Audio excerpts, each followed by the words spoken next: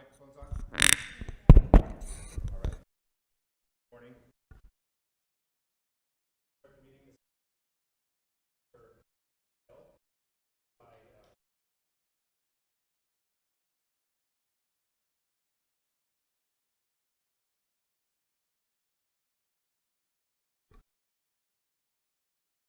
Good morning. Let's pray. Blessed be the God and Father of our Lord Jesus Christ. Almighty God, we give... Okay, it's alive. Almighty God, we give thanks and praise to you this day for all your mighty works. You are loving, good, and gracious to us. Thank you for creating and sustaining us throughout our lives. We thank you for this council and the work that they do. We pray that your wisdom and guidance be given to them this day as they seek to further the operation of this county. Make every decision be righteous in your sight for our benefit and for your glory. And may the hand of protection be upon every county worker this day. And the decisions that they make this day,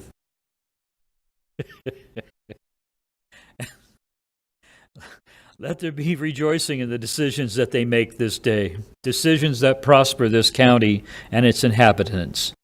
Bless us now, Almighty God.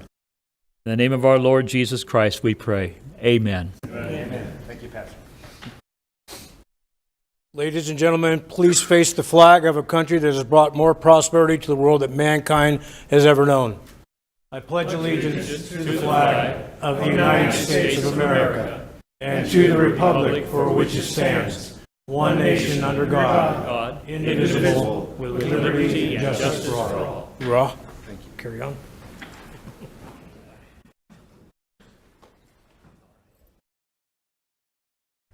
Get the microphones on, please.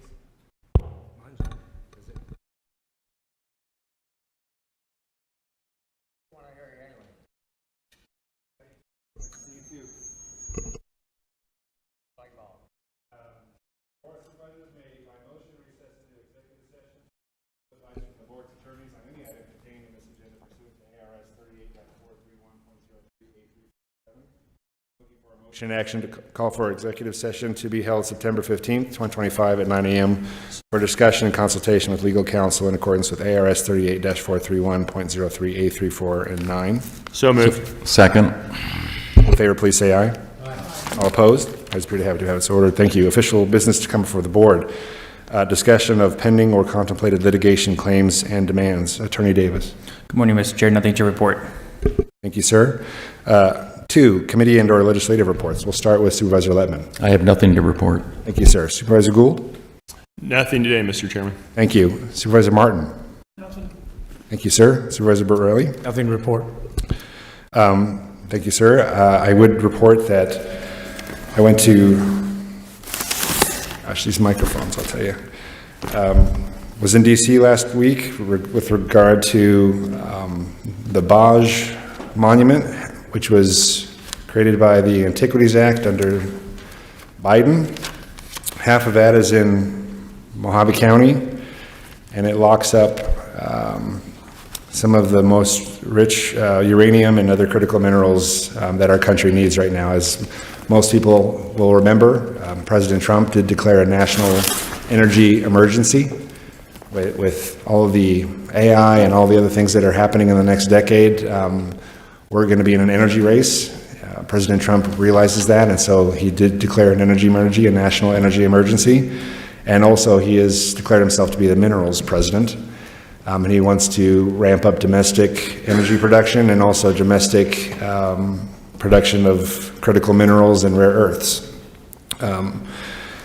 So went back and met with a gentleman by the name of Adam Seuss. He is the Assistant Secretary at Department of Interior over land and minerals.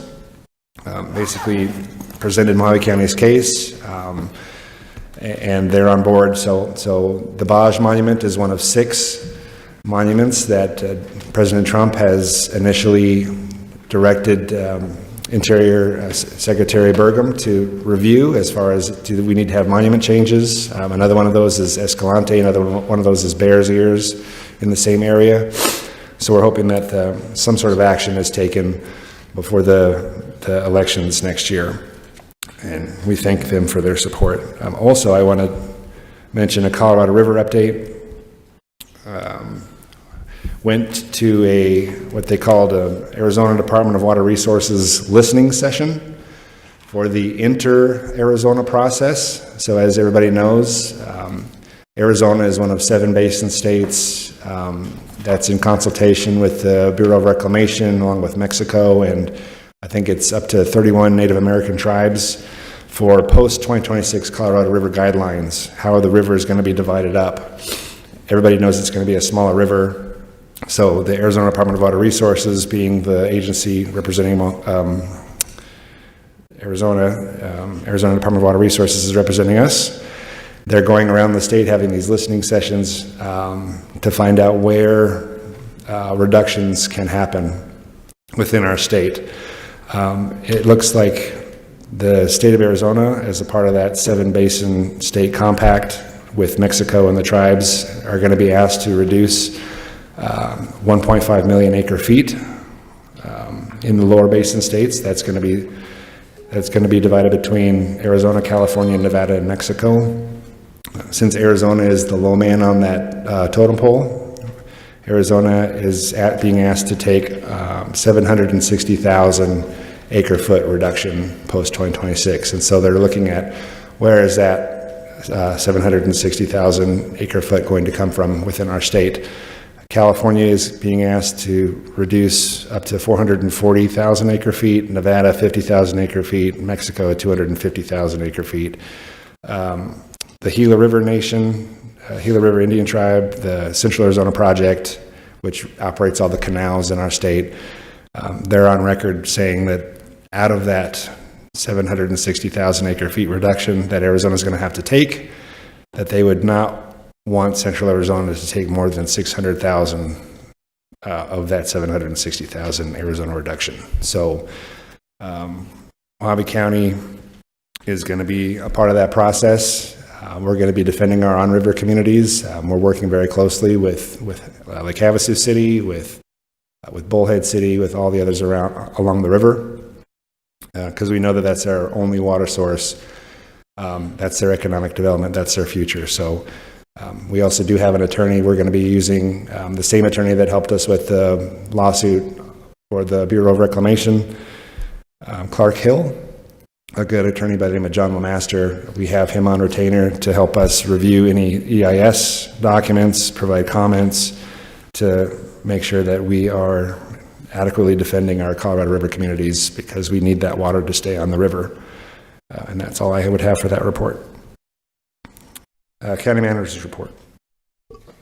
Good morning, Chairman and board members. No county manager report today. Thank you, and welcome back.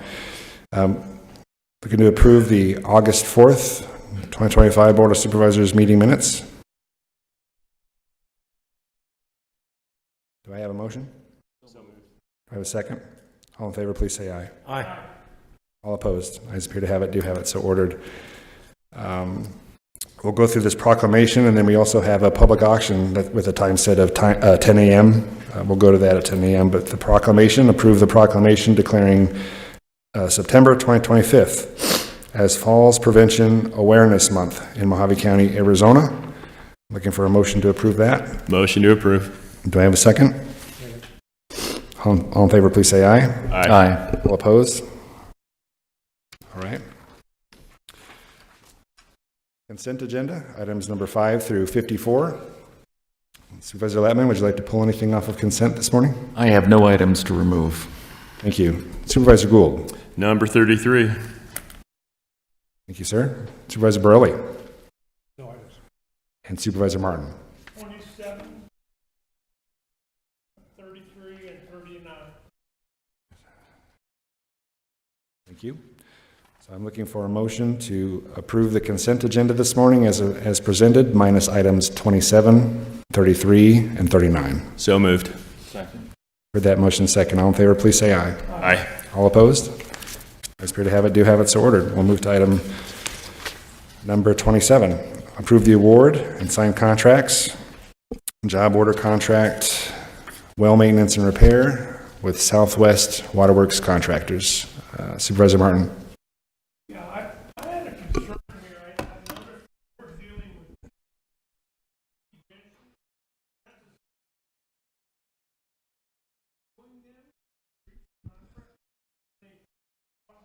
well in Golden Valley.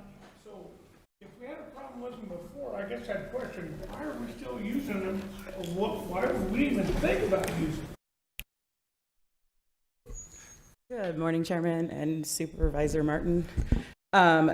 We did not suspend or debar KP Ventures. We did not terminate any contracts with KP Ventures. They actually were actively on our well maintenance contract even through that lawsuit. The lawsuit is finalized, and everything has been handled. With this particular contract, it's a job order contract for well maintenance, which is basically on demand, indefinite delivery, indefinite quantity work. So if we have something happen with one of our well systems and we need to do repairs to it, we can reach out to these contractors and have them move fairly quickly. They've done good work for us as it relates to the well maintenance. The disputed contract that we had was about a well drill that failed, and their dispute with us over not paying for the work that was done because the drill itself failed. And so this went through the normal process that we go through for a job order contract. We had an evaluation committee. Originally, we had actually hoped to award 4 contracts. We only got 2 responses. All responses scored highly, and so we're recommending award. Okay, so if I got this right, the lawsuit's been settled? Mm-hmm. What's the result of it? I don't know that that's mine to share. The county has, the lawsuit, the county was the, I don't even know the right word. The county won the lawsuit. Mr. Chairman, And Yes. thank you. to answer Supervisor, thank you, Tara. To answer Supervisor Martin's question, the county prevailed in that lawsuit. There's County won the lawsuit. Is there a reason why we can't share with the public the results? I don't remember the details other than we won the lawsuit outright. We won the lawsuit. There were appeals. We also were prevalent in those appeals. So that case is closed. Attorney's fees have been paid. Everything has been closed. We can certainly provide you follow-up to provide the details of it, Supervisor Martin, but the lawsuit was carried through. There was appeals, as you heard. The county prevailed and won the lawsuit and came out in good position. With that said, it's not uncommon, and I'm just reflecting on my days in the industry and with a larger agency such as ADOT. If you have a problem with one contractor or contract, and there's no reason to debar them or remove them, does not eliminate them from competing on future work and projects. Especially in this case, we have history with them working on maintenance items for us and delivering. Furthermore, we like to have multiple vendors for these maintenance needs, and the fact that we only received 2 proposals versus more, which we prefer, we see no reason to not include them in this contract. Okay, now let me go back. Maybe there's somebody out there in that audience that'd like to know what that result is. Is that a public record? Is that a public record of what happened? Mr. Chairman. Attorney Davis. Microphones today, sir. Supervisor Martin, the scope of that, I would say, is outside the scope. The outcome of that lawsuit, I would say, is outside the scope of this agenda item. However, it is publicly available on the Court of Appeals, and as the county manager said, we'll be happy to provide you with all that information. I don't have it just in front of me to be able to say, but it is available. But diving into that particular lawsuit, I would say, is outside the scope of this particular agenda item. Okay, so can I make some kind of motion then that that information become public? Available to the public out there? It already is, but that would not be proper to the motion that's been put before us. Oh, it's not germane to this. All right, got it. I am looking for a motion to Motion to approve. Do I have a second? Any additional discussion? Hearing none, all in favor, please say aye. Aye. All opposed? Ayes appear to have it, do have it, so ordered. Thank you. We'll move to item number 33, approve a 3-year license agreement between Mojave County and the Kingsmen of Route 66 for the purpose of developing, operating, and maintaining the Mojave County Anderson Ford Rodeo Arena and peripheral facilities located at the Mojave County Fairgrounds, and further approve the licensee's performance of landscaping and painting improvements to the premises. Supervisor Gould, I think you pulled that first. Thank you, Mr. Chairman. I think an overview from Director Latosky would be appropriate at this time.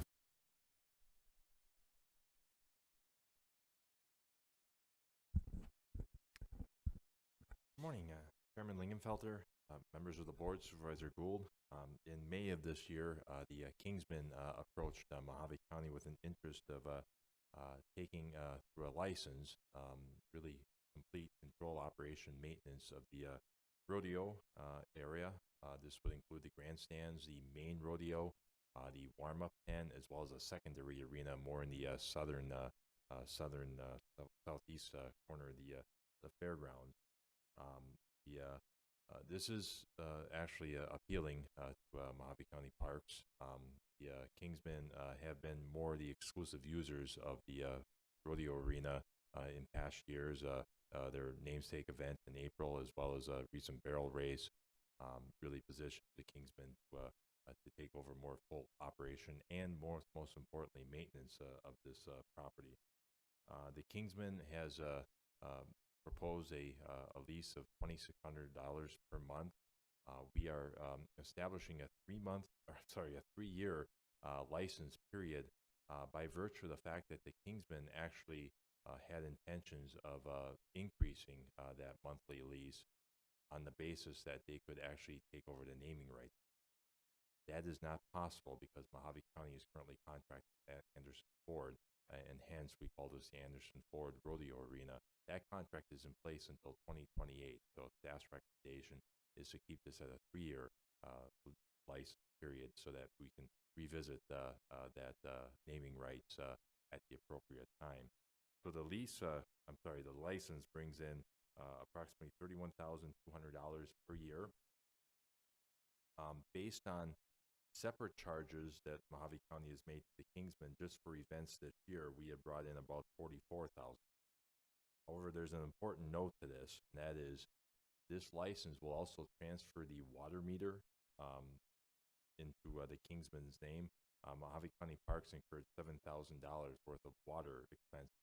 So the actual net is $37,000 versus $31,200 for the license. And then there's one last consideration. This is kind of important. By turning over these extensive grounds to the Kingsmen and making them responsible through this license for the operation and maintenance of the rodeo arena and the grounds, it does relieve Mojave County Park from that responsibility. There's associated costs for us to go in and make certain repairs, perform landscaping, etc. So it really releases us from the responsibility as well as costs, a time burden, etc. from maintaining those grounds. So I would reason that the difference in the $37,000 in net versus $31,200 brought in by this license is well offset by the time and expenses that parks would incur doing. Supervisor Gould. Thank you, Director Latosky. So do you have a dollar estimate of what that labor savings is going to be?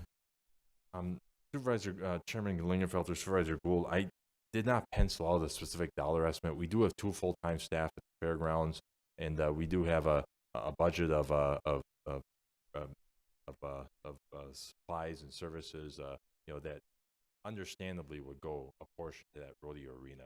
I can attest to the fact that the park rehabilitated the restroom areas in and around the rodeo arena, so there were costs associated, with those labors. We did that all in-house, so but the materials, sure, that I would still reason that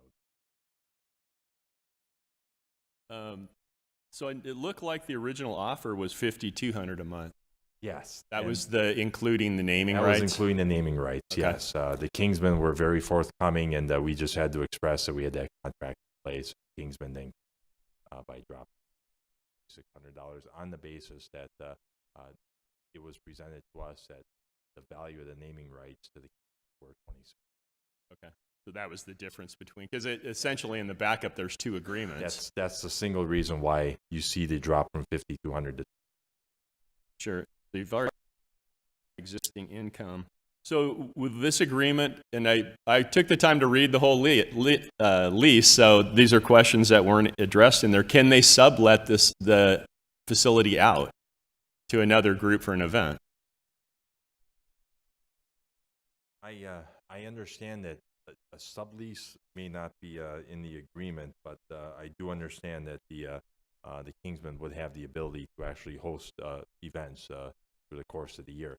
There is one exception. We have removed the Mojave County Fair. The Mojave County would still retain and Rodeo Arena during fair.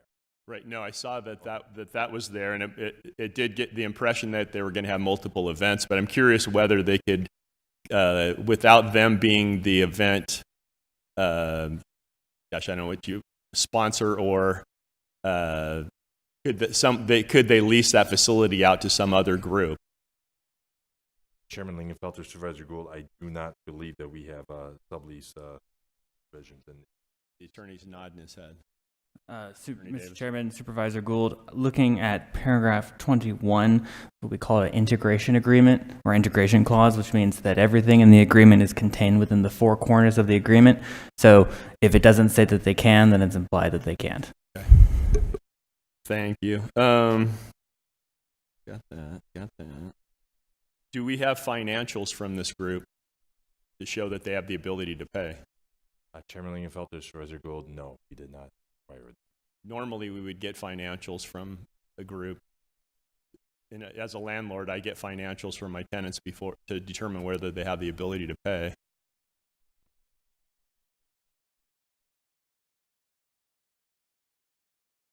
That's all the questions I have, Supervisor. Thank Chairman. you. I'm going to go to Supervisor Martin first, since he also pulled the item. Yes. Proceed. Question.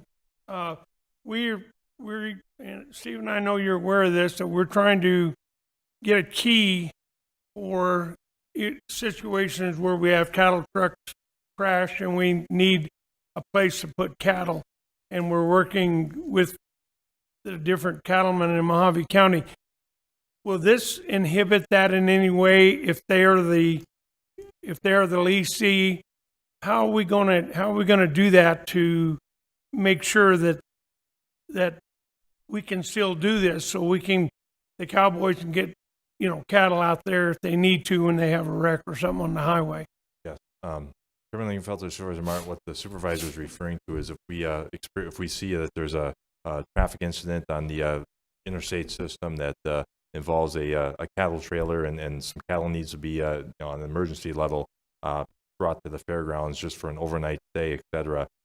We wanted to be able to see that the Kingsmen, because they'd be in control and operating this rodeo arena, would have somebody available to be able to let the cattlemen in just to store the cattle. I did reach out to the Kingsmen. I'm awaiting their response. I believe they're going to be looking upon it favorable, but I'm just awaiting their response. Well, the whole issue with this though is who's available 24/7, because you get a wreck out there at 2:00 in the morning.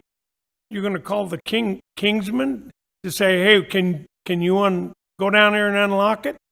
My thought was, why don't we give the key to the dispatch at the sheriff's office, and then they can call the Kingsman, tell them what's going on, but that the key would be at the sheriff's office dispatch, which is open 24/7, and that way, not cutting them out.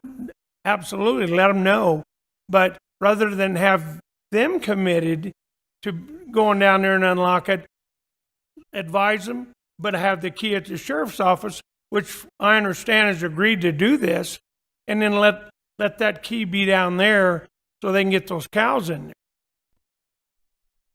Supervisor Martin, we can certainly approach it that way. We were looking at it from the perspective of a call-down list, where if the first entity didn't respond, they would go to the next entity, which would be park. Perhaps in this case, we just okay. That's fine. As long as we got that covered, where we can, because that's a real event. It happens once or twice a year, and we end up with a bunch of cattle out there on the highway, and we got to put them somewhere. So if you're satisfied that the Kingsmen can do this, that's great. But we just got to make sure this is covered. Supervisor Lettman? Yeah, Mr. Chairman, and Director Letowski, I think there's still a big question mark over the future of the fairgrounds in general. So the question I have for Attorney Davis, do we have the ability to, how can we exit this if we decide there's going to be another resolution on the county fairgrounds? Chairman, Lincoln Voter Supervisor Letman, paragraph 6A says without cause, so either party may terminate this agreement at any time without cause with a 60-day written notice. That gives us an exit with the 60-day window, and if there is a cause for whatever reason and a breach of the license agreement, then there's a 30-day window. Sounds good to me. Supervisor Gould. Thank you, Mr. Chairman. Just on the putting cattle in the arena, do they put the cattle in the rodeo arena if you have a rack? Chairman Lingenfelter, Supervisor Gould, I would take it that they would probably use the show, the second arena, the warm-up arena, I believe they call it. That might be a surprise to the Kingsmen when they show up to run their event and there's 200 cows in their corral that weren't part of the program. Exactly, and that's why my proposal was to maybe start with a call-down list where the Kingsmen, say if it happens during the middle of the day, the Kingsmen would be the first called, otherwise it would be parked and we facilitate letting them in and then Sure. And a last resort, it would just be the sheriff. Thank you, Director. Thank you, Chairman. You bet. Supervisor Burley. Yes, thank you, Mr. Chair. Well, and to that point, the ag community, rodeo community, cattle community is a very fraternal bond. I think the Kingsman, which has the expertise to be moving cattle in and out, would be able to facilitate it in an emergency situation. If the Kingsmen have a spokesman, I'd like to ask just a couple of questions.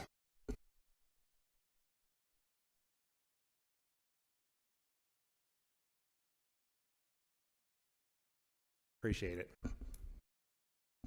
Joe Throneberry, 4566 Vernetti, Kingsman board member. Mr. Chairman. Good morning, Joe. Thanks for coming. So I know you guys do a number of events. Will this agreement, will this allow you to do additional rodeo events or 4-H related events or different, I mean, what are your sort of your thoughts? Are you allowed to disclose that?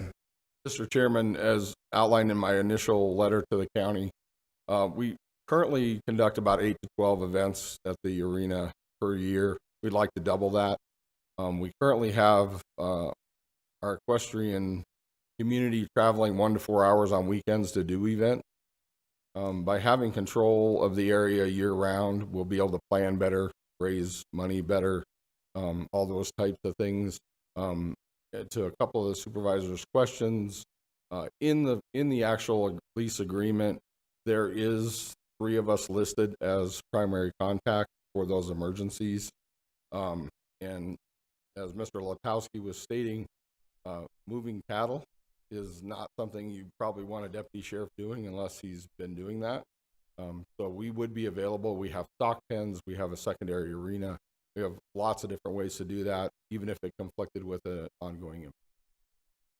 Appreciate that. My next question is, you're taking first chair responsibility on some of the facilities here. In addition to the lease revenue, are the Kingsmen looking at doing like some sort of a capital investment to improve those facilities, or what's your thoughts there? We are. So we have already identified sponsors for painting the facility and for landscaping that will be under a sponsorship to the Kingsmen. And then written into the agreement, as we want to improve the facilities, of course, that would come back before the Board of Supervisors for approval for capital improvement with the regular county procurement rules.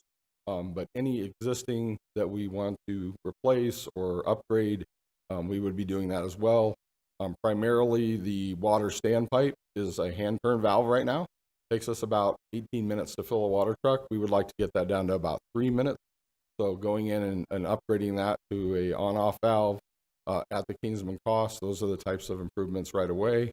The gate entrances that we control off of Harrison and Detroit, right now that can be a traffic hazard because you got a truck with a trailer that's trying to get in and the gate is immediately at the street. So we would like to make offsets on those gates, give a truck a place to move in safely, check in for the event and then move on forward. So the temporary stock pens that are in the back right now, a lot of them have broken welds and those types of things. So as we discussed with Director Lotowski, carrying those out, the county would still retain that property as real property, and then when we would build new stock pens using panels. So we have a lot of things in the work. Being able to go to 20 or 25 events a year is going to bring in a lot more people into the area, a lot more revenue for the county as people do what they do when they come to these events. Most of them are driving $60,000 to $80,000 trucks and towing $100,000 to $500,000 trailers. So we know this is a community that likes to spend money, and we'd like them to spend it. Oh, absolutely. I think that ultimately, if we could have just down the road a larger facility, fairgrounds, where we could just go into an agreement like this on a larger portion on a long-term basis and have you guys build it up the way you need it to have as many events as you need to, and then maybe a different parcel far removed with motorsports so they wouldn't conflict. That'd be the best of everything. So hopefully someday, but in the absence of that, looks like to be a pretty good deal for everybody, and I applaud you guys for wanting to do this. I do have one question to Mr. Davis with regards to the improvements that they would be making, private capital contributions. What happens if the lease is terminated in the future? Do we owe them a check, or it's just absorbed into the facility, right? So it's a pretty sweet deal for us. Mr. Chairman, I am not seeing that in the license agreement. Come on up, Steve. That could be discussed, I think Director Lotowski might have something that he wants to add. Unless someone tells me otherwise. Yeah. To the board, just to express with the improvements, yes, we would bring any proposed improvements, capital improvements back to the board for approval, but such improvements and alterations shall become property of Mojave County. Again, very generous of the Kingsmen. Thank you. Any other questions while we have them up at the podium? Thank you, gentlemen. Any other questions? Otherwise, I would entertain a motion. Supervisor Martin. Motion to approve. Thank you, sir. Do I have a second? Second. Additional discussion? Mr. Chairman, Supervisor Gould? I'm not comfortable voting without seeing some financials. I'm not comfortable voting yes without seeing financials. Supervisor Borelli? Yes, thank you, Mr. Chair. And to that point, I did meet with the Kingsmen months ago and proposed this, that they come up with a proposal for this for the county. And I did see their financials. I won't disclose their private information, but they have the financial wherewithal to sustain this project. They have that in their accounts right now, but going forward, you look at the city or the town of Wickenburg. Wickenburg has these ropings almost every weekend during the wintertime. It's a sea of cowboy hats. You can't even get into a restaurant because the place is booming. Now, what's troubling is these ropers will drive right by Kingman and go down there to these other events. They just not like a bronc rider or a bull rider where they just ride and they're gone. These are ropers and other timed event contestants, and they're roping and they're entering multiple times during the event. And they're driving, like I said, $50,000, $60,000, $100,000 pickup truck, dragging a $100,000 trailer with $50,000, $60,000, $70,000 worth of horses in the back. Even more. Some of them are very expensive horses. They're going to stay that weekend. That money's going to stay here. This is a great opportunity for more things. Something else, a little note. We had a gal from Kingman qualify for the National Finals Rodeo. That's something that should be celebrated, and we should be trying to encourage more people to get involved. The rodeo industry is tradition. It's an American tradition, and we should do everything we can here in Kingman, in Mojave County, to promote this. I think this is a win-win situation. They're taking on all the maintenance and improvements on behalf of the county, and if they replace bleachers, then we keep it. They're taking away all that liability, and they're not only that, but this contract is written, which, I've produced rodeos, so when I've had to get rodeo insurance, it was about $1 million to $2 million worth of coverage. The county's insisting $5 million worth of coverage per occurrence, which is extremely prudent. I don't know what the premiums are going to be on that, but obviously I've seen their financials, and I can, if you take my word for it, they've got the financial wherewithal to handle this. Thank you, Supervisor. Manager Alters, to Supervisor Gould's point, would you be able to maybe work through Director Latowski and the Kingsmen to get the board financials to look at, I mean, this week? Mr. Chairman, certainly, and board members, we will request a copy of the information. We will have it reviewed through our finance department and provide either a summary or just copy the information as is, confidential if necessary. If that is requested of us, we can communicate it with the board members under confidentiality understanding. But we'll certainly reach out, work with them, and get that information to you, the board members, to ensure that you have what is needed to move forward. Thank you, sir. We do have a motion and a second. Any additional discussion before we call for the vote? Hearing none. All in favor, please say aye. Aye. Aye. All opposed? No. As appear to have it, do have it, so ordered. Thank you, gentlemen. Item number 39. Mr. Chairman, Yes? we have to start the public auction. Oh, thank you. We have a public auction. I'll open up the public auction. Just conduct the public auction and sale of real property, which real property is a portion of assessor parcel number 402-34-143 and is approximately 0.34 acres of vacant land located in the Beaver Dam area of Mojave County. I'll open up that auction. Attorney Esselin. I'm sorry to interrupt the auction here. There's a gentleman that is interested in submitting a bid. Unfortunately, he was directed to go. He came here, and then he was directed to go over to the courthouse because somebody said that the bid would be at the courthouse. So now he's on his way back. So if we could wait a few minutes for that gentleman. I don't know if there's anybody else interested in submitting a bid, but I know that he's interested in submitting a bid, and he's within minutes here. So legally, you're saying just keep the public auction open until this gentleman comes back. You could, unless there's somebody else here that wants to bid. I don't know if there's anybody else who wants to bid on this. All right. Well, The backup also should have specified the minimum bid. Does he have that? there no is no, I see no minimum bid. I didn't see it. Is it here? I'll get the minimum bid for you. I can get it. Yeah. Well, if you just pardon me, I'll just take a few minutes to get the minimum bid for you. Please do.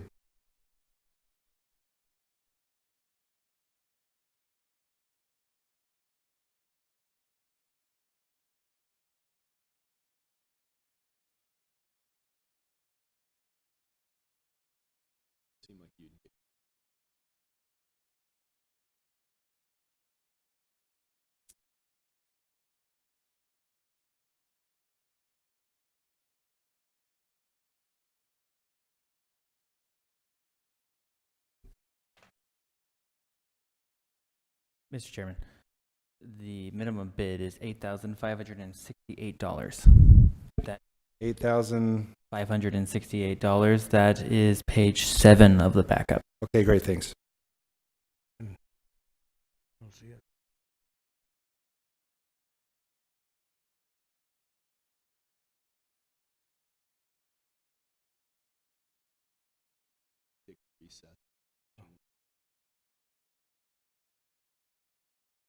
Are we able to take a recess until the gentleman gets here? Okay. I'm going to... So we'll leave the auction open, and then we're allowed legally to go to another item. Is that correct? Correct. Okay, let's do that then. Go to item number 39.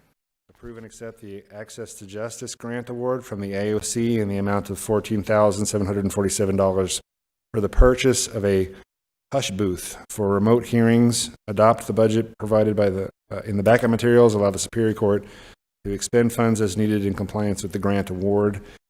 This was pulled by Supervisor Martin. I just like you to explain. Sure. A lot of money.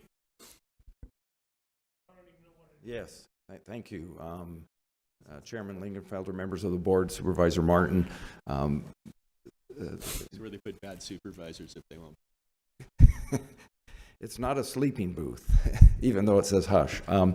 Earlier this year, the Chief Justice put out an Access to Justice grant opportunity. We went out statewide. We looked at an opportunity here in our county, what we could do in the courts. We occasionally get people, well, more than occasionally, monthly we get individuals who come to the court. They need to appear remotely to another court location, and we can facilitate that through a Zoom connection. But often that means then they're out in the public hallway, or we try to find them a location to meet where it's a little more private. They often do it by their phone. So we did some research. We found out that there's companies out there that produce these hush pods, these booths. They're in an enclosed little 4x6. You can go in there and sit down. We're going to put a computer in there so they can connect remotely. They can sit down, conduct their business in a quiet, secure area. This money is coming from the state. We submitted a grant application. They saw it as an opportunity to improve access to justice. So there's no county funds involved. We're getting the money from the state. We've been approved for it, and we're ready to go out and purchase this. We're going to install it, try it on a trial basis. If it works, we may want to try to put some of these in our other court locations as well. But this one will be set up here in Kingman. Thank you for that's the what it is. explanation. Any additional discussion? Hearing none, I'd open it up for a motion. So moved. You have a motion and a second? Second. All in favor, please say aye. Aye. Aye. All opposed? Ayes appear to have it, do have it so ordered. We'll go back to the public auction. I believe the gentleman is present. We have a minimum bid of $8,568. Would you like to come up to the podium and share your bid?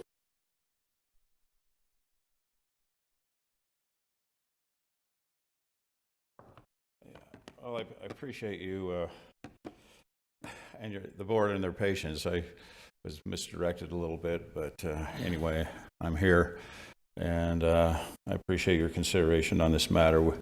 I'm from Beaver Dam, Arizona, and in the past we've had community events and different activities on a parcel of land that borders some county property, actually. And it kind of, there's a finger of it that goes right through my property, not all the way through, but a portion of it. And it's, I think, more beneficial to me and the parcel itself. It kind of divides my parcel that I have now. The parcel originally was mine. It was condemned to do some improvements within the Beaver Dam wash, and then since then, that was in 2005, I believe, it's still remained within the county and county control. And there were some liability issues, or could be liability issues for the county. And we had activities there, and we roped off that portion of the property. But at this point, if it's possible, I would like to purchase it. And your bid, sir? Minimum bid is minimum bid, right? Yes. That's bottom line. Yes. So that's your bid. Yeah, that's my bid. Is there anyone else in the audience that wishes to bid higher? $8,568. Supervisor Martin? Yep. Question, did we get his name? Oh, Bill Evans, I'm sorry. Oh, okay, that's fine. $8,568 going once. $8,568 going twice. Anybody else want to bid higher? $8,568 three times. Looks like it's sold. I'm going to close the public hearing. Okay. Or public auction, excuse me. Thank you. Thank you so much. Yeah, we'll move to the public hearings, actually. I'll open the public hearing on item number 55, discussion, possible action.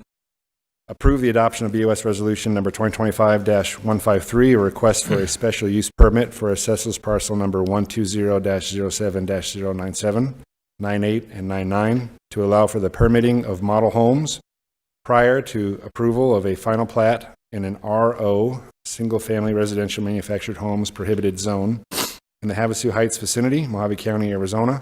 Commission recommended approval by unanimous vote.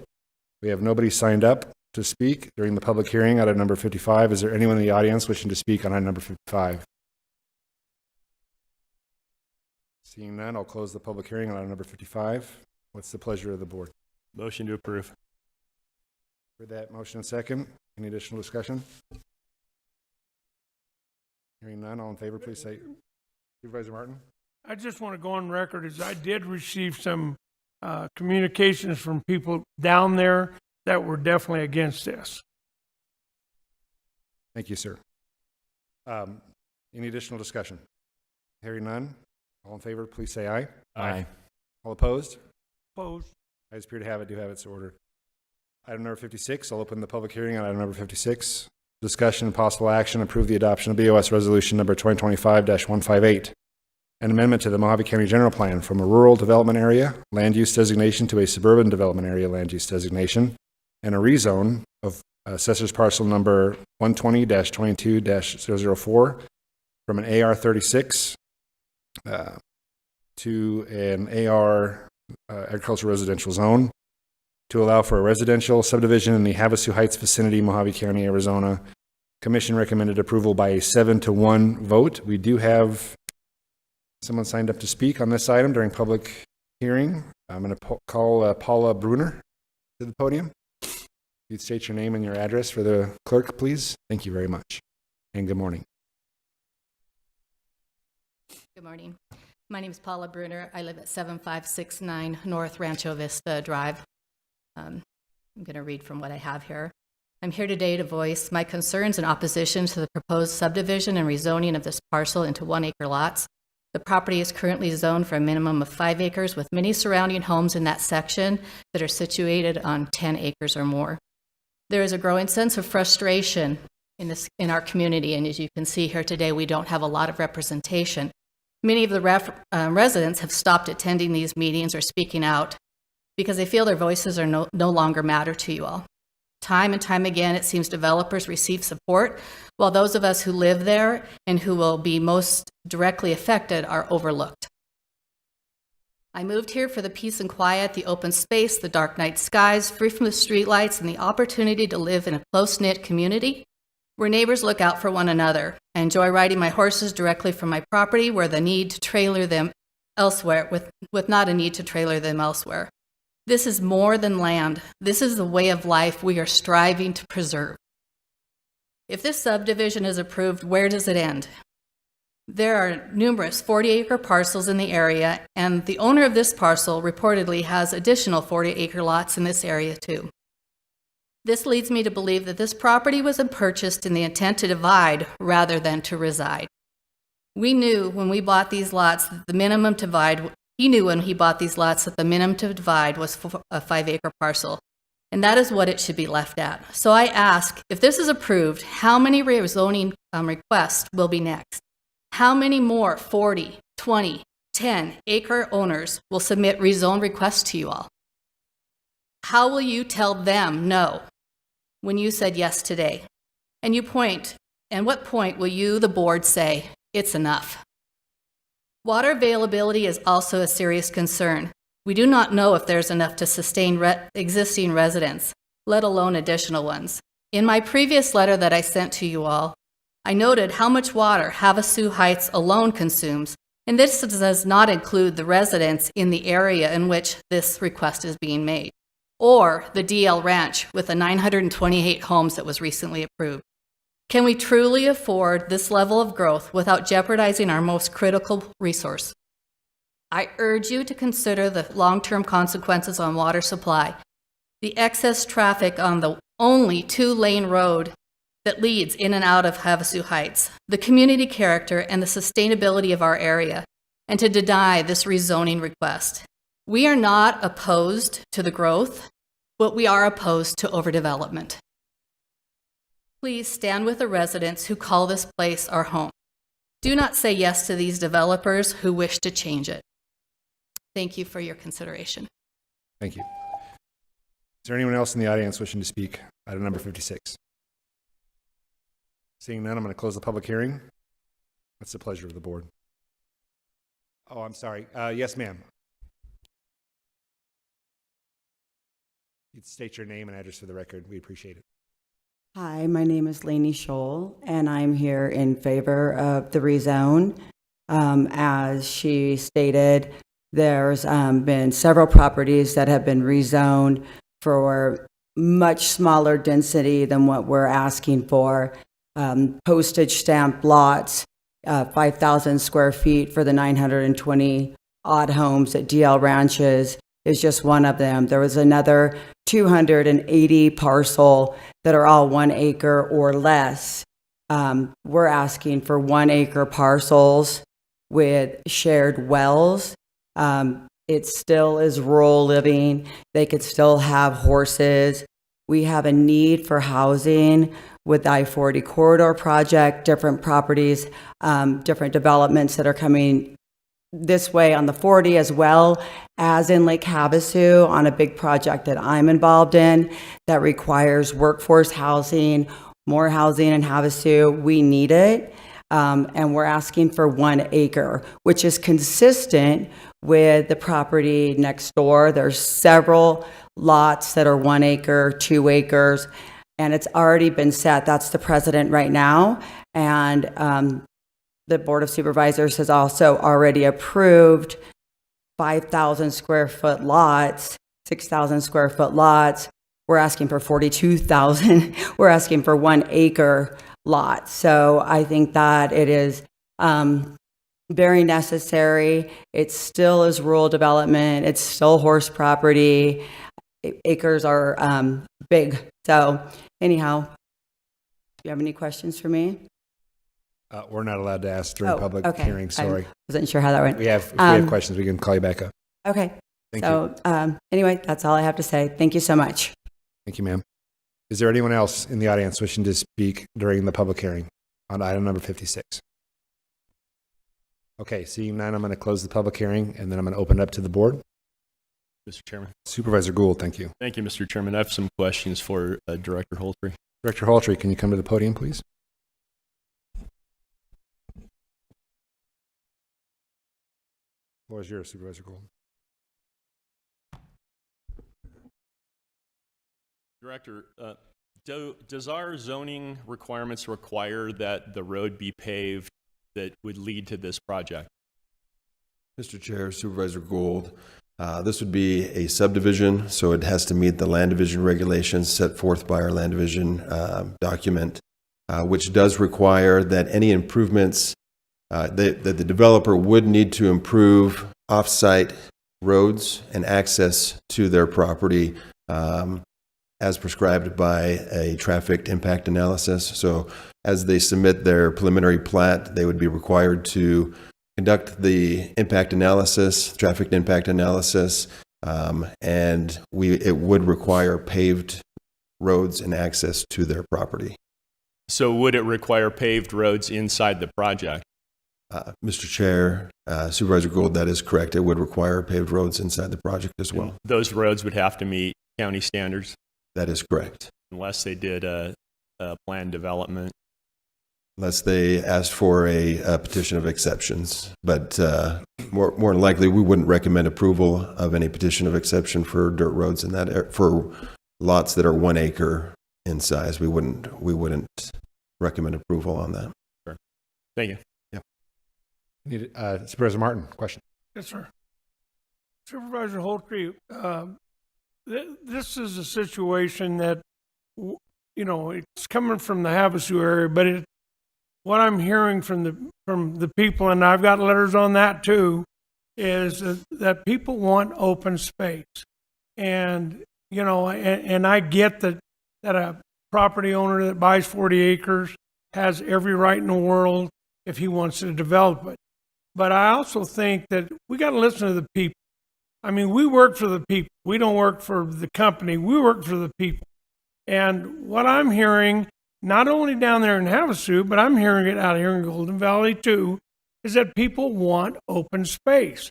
And, you know, I think we do have to listen to that. And with all things being considered, you know, I hear the people speaking down there, and so consequently, I'm going to vote no on this. Thank you. Additional discussion, or I'd open it up to a motion. Mr. Chairman. Supervisor Gould, thank you. I'm going to make a motion to approve with conditions. And my conditions are 20 homes maximum on this site, which puts it in similar to the Havasu Heights development. Most of those properties are 2-acre properties in there. That the road on the way to this project be paved to county standards. And that the roads inside this project be paved to county standard. Thank you, sir, for the motion. Do I have a second? Additional discussion? Hearing none. All in favor, please say aye. Aye. All opposed? Opposed. Ayes appear to have it, do have it. So ordered. Thank you. We'll open up the public hearing on item number 57. Discussion, possible action, approve the adoption of BOS Resolution number 2025-159, an amendment to the Mojave County General Plan from a suburban residential and low-density land use designation to a medium-density residential and land use designation, and a rezone of assessor's parcel 310-01-102 from an AR-10A zone to an R1 single-family residential zone to allow for a residential subdivision in the Kingman vicinity, Mojave County, Arizona. Commission recommended approval by unanimous vote. Is there anyone in the audience wishing to speak on item number 57? Seeing none, I'm going to close the public hearing. What's the pleasure of the board? Actually, on this one, Director Latosky, or no, excuse me, Director Holtry, if you'd come up and just give a brief overview on this one.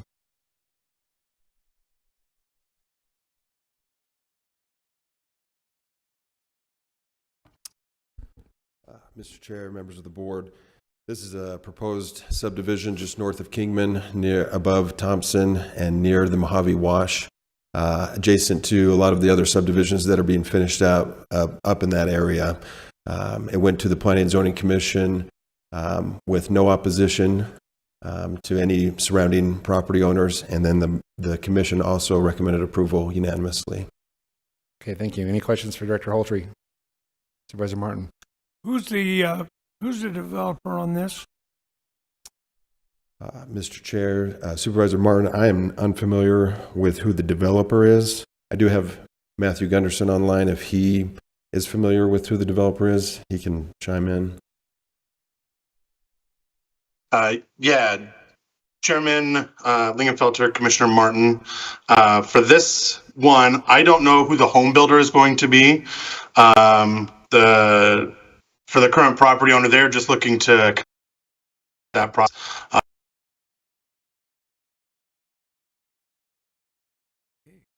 think you're on mute, Mr. Gunderson. There you go.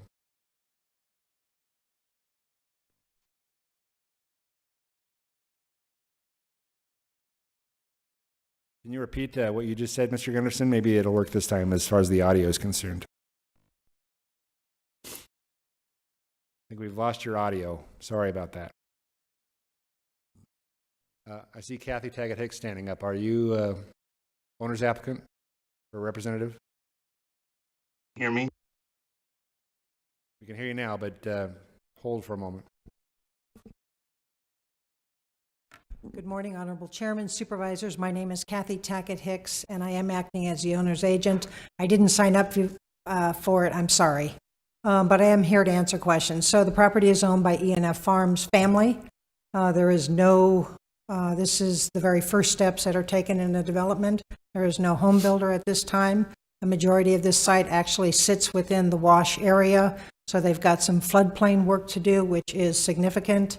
Maybe filing a LOMAR, a letter of map reduction, to the FEMA firm floodplain maps. There's a lot of work to be done on this. But there is an area on that southeast corner which is able to be developed first, so I anticipate that'll be a first phase. I'm happy to answer any questions that you have, Mr. Martin. Yeah, how many homes could they put on that section you're talking about? So there is a map connected with this. My file is back there. Approximately. I think a couple hundred, 180. Anyways, I can run and go get it.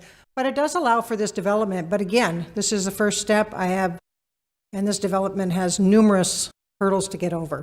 Have they developed in Mojave County before? Have they done anything? I don't know if they have any other, I do not know. This is the first time I've worked with them. I don't know if they have any other residential development in the county, but I'm happy to find out and let you know. Okay. Any other questions? Dang. I'll go ahead and make a motion to approve item number 57 as presented. Second. Any additional discussion? Hearing none, all in favor, please say aye. Aye. Aye. All opposed? Ayes appear to have it, do have it so ordered. Thank you. Item number 58, we'll open up the last public hearing. Approve or deny the adoption of Mojave County Ordinance 2025-04, an ordinance setting forth an amendment to the Mojave County Building Ordinance 2021-03, the building ordinance to exempt permits for residential replacement tank-style water heaters. We have a couple of people signed up to speak during public hearing. The first being Mr. Chuck DeShazer.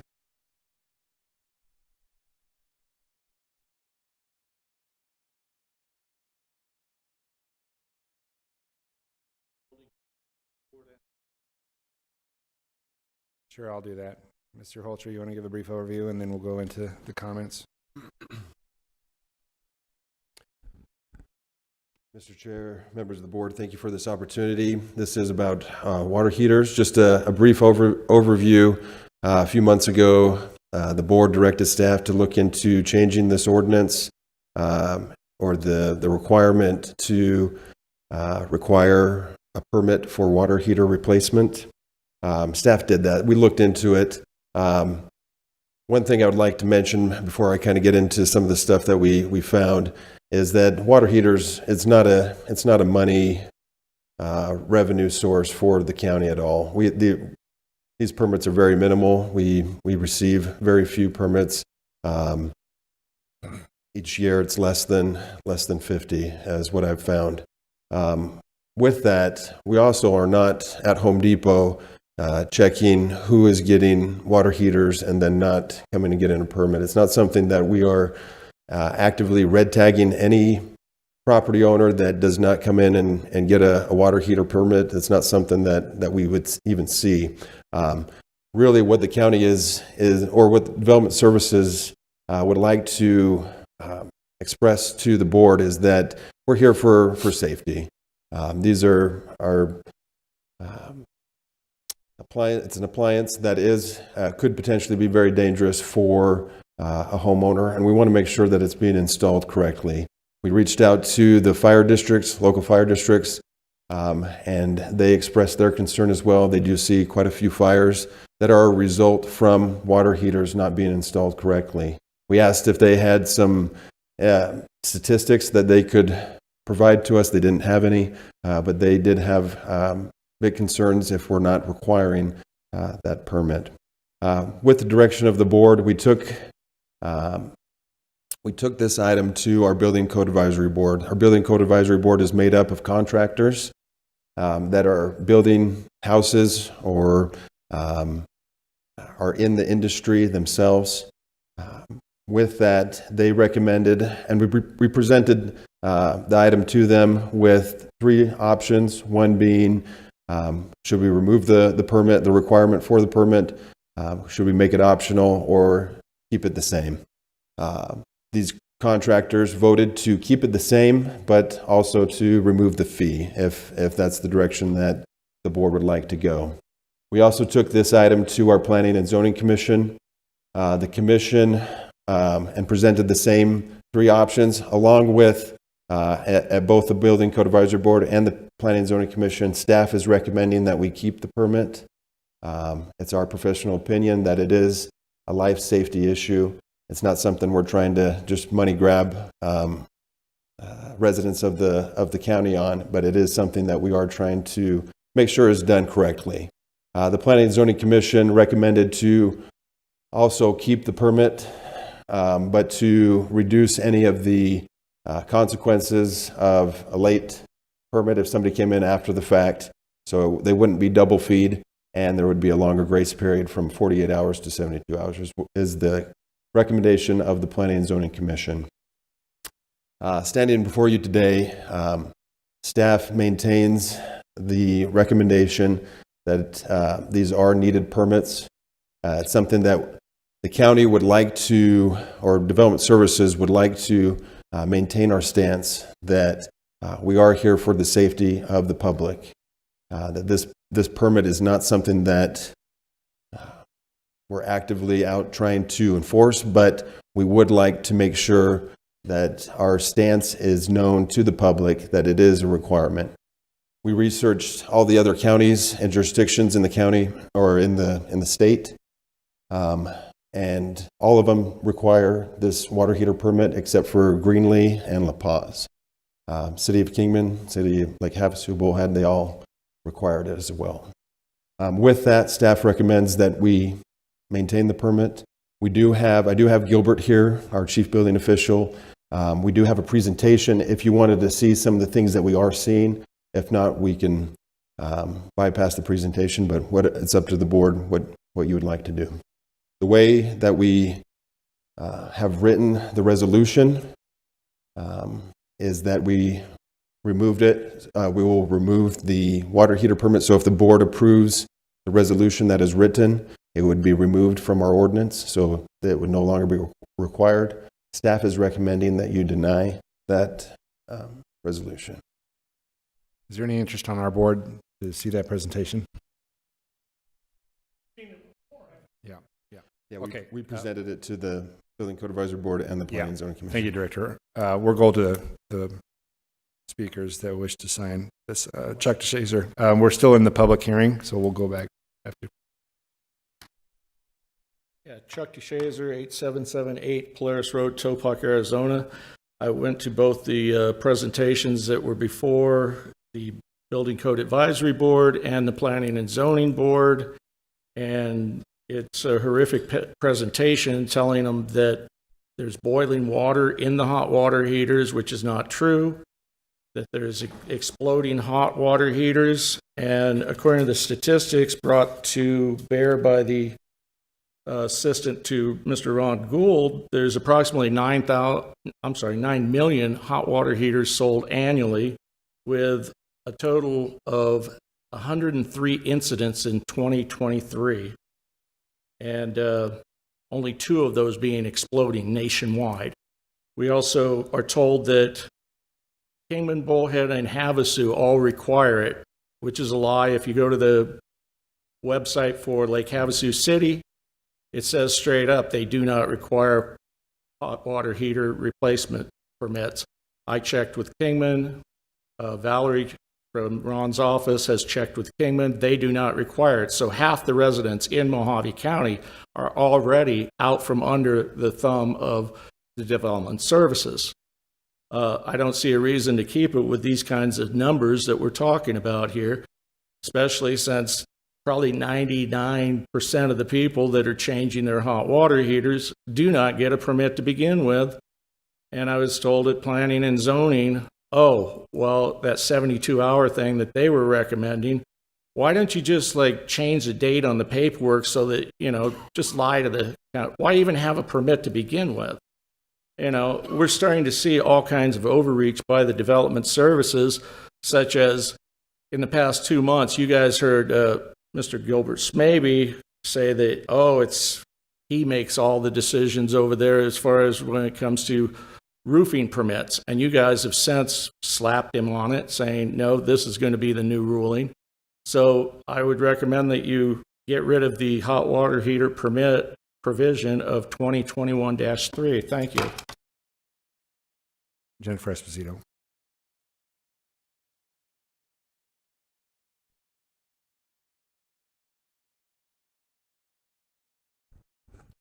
Thank you, Jennifer Esposito, Kingman. I too attended both the meetings, and I would like to state on the record that only 3 people showed up to the Building Code Advisory Board, so it was not a unanimous vote. The only member of that board who had any logical argument was Doug McKee, so kudos to Doug for pointing out that they can't find out who bought water heaters, and that, you know, where do you draw the line? Do you start requiring permits to change out your gas stove or your gas clothes dryer or your microwave oven, right? At that meeting, staff over there had done an extensive presentation on all the things that could go wrong when installing a water heater, because, you know, Chicken Little thinks the sky is falling. So all staff needs to do is incorporate all of that effort and work product into a brochure that can be downloaded from the county website as to don't do this. Doing this is bad when installing your own water heater. You know, the issue with this is you have no way to enforce it. We have a constitutional right to equal treatment and equal protection under the law. If you can't enforce a section of the county code, you need to repeal it unless you can enforce it equally amongst everybody installing water heaters, some of whom are sitting in front of me on the dais. I won't mention any names. So, you know, the thing is you instructed staff to go through the process because you wanted this repealed. And it really didn't even need to go to staff. It was kind of a waste of everybody's time to do it that way. But I would also like to point out that at that Building Code Advisory Board meeting, although 3 options were presented, staff put their finger on the scale and made a recommendation to deny, as they did again today, as ostensibly, you know, undermining your wishes in this matter. You wanted it repealed. You can't enforce it. The idea that we would make it optional, there was no talk about repealing there's an additional fee for, I don't know, doing the data, or I can't remember what it's called right now. But anyways, repealing the fee itself is pointless because you have this additional fee that was never discussed. You know, if you don't know how to install your own water heater, the chances are pretty good you're going to call a contractor. If you can take a picture of something, disconnect it and reconnect it the way your photos say, you're probably all right. But you can't legislate against stupidity. So just do what it was that you said you wanted to do and just repeal this whole thing and vote in favor of the resolution before you today. Thank you. Is there anyone else in the audience wishing to speak on item number 58 during public hearing? Seeing none, I'm going to close the public hearing. I'll open it up to the board. Supervisor Martin, you have a comment? Oh, I do.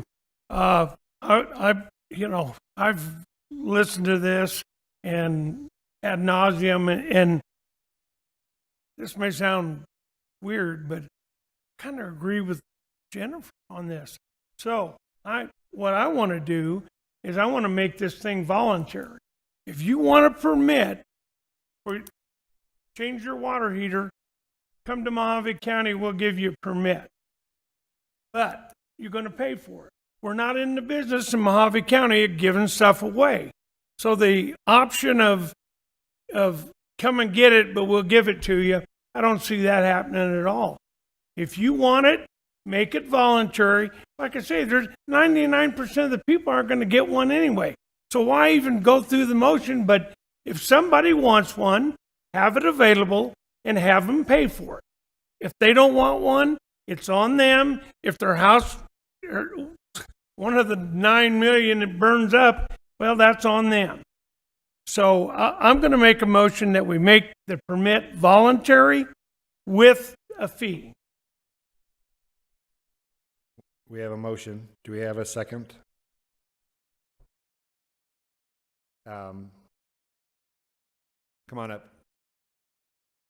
Supervisor Burley. Yes, thank you, Mr. Chair. Mr. Holtree, so get this straight.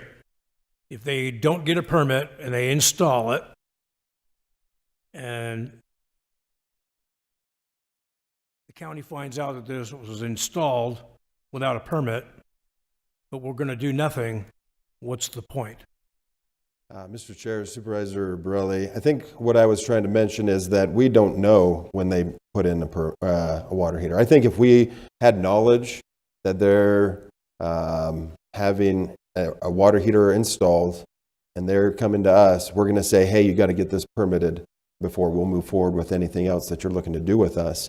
But what I'm saying is we're not going into everybody's houses and checking to see if they got a permit. We're not standing by Home Depot and following the people home that buy water heaters and saying, hey, are you getting a permit?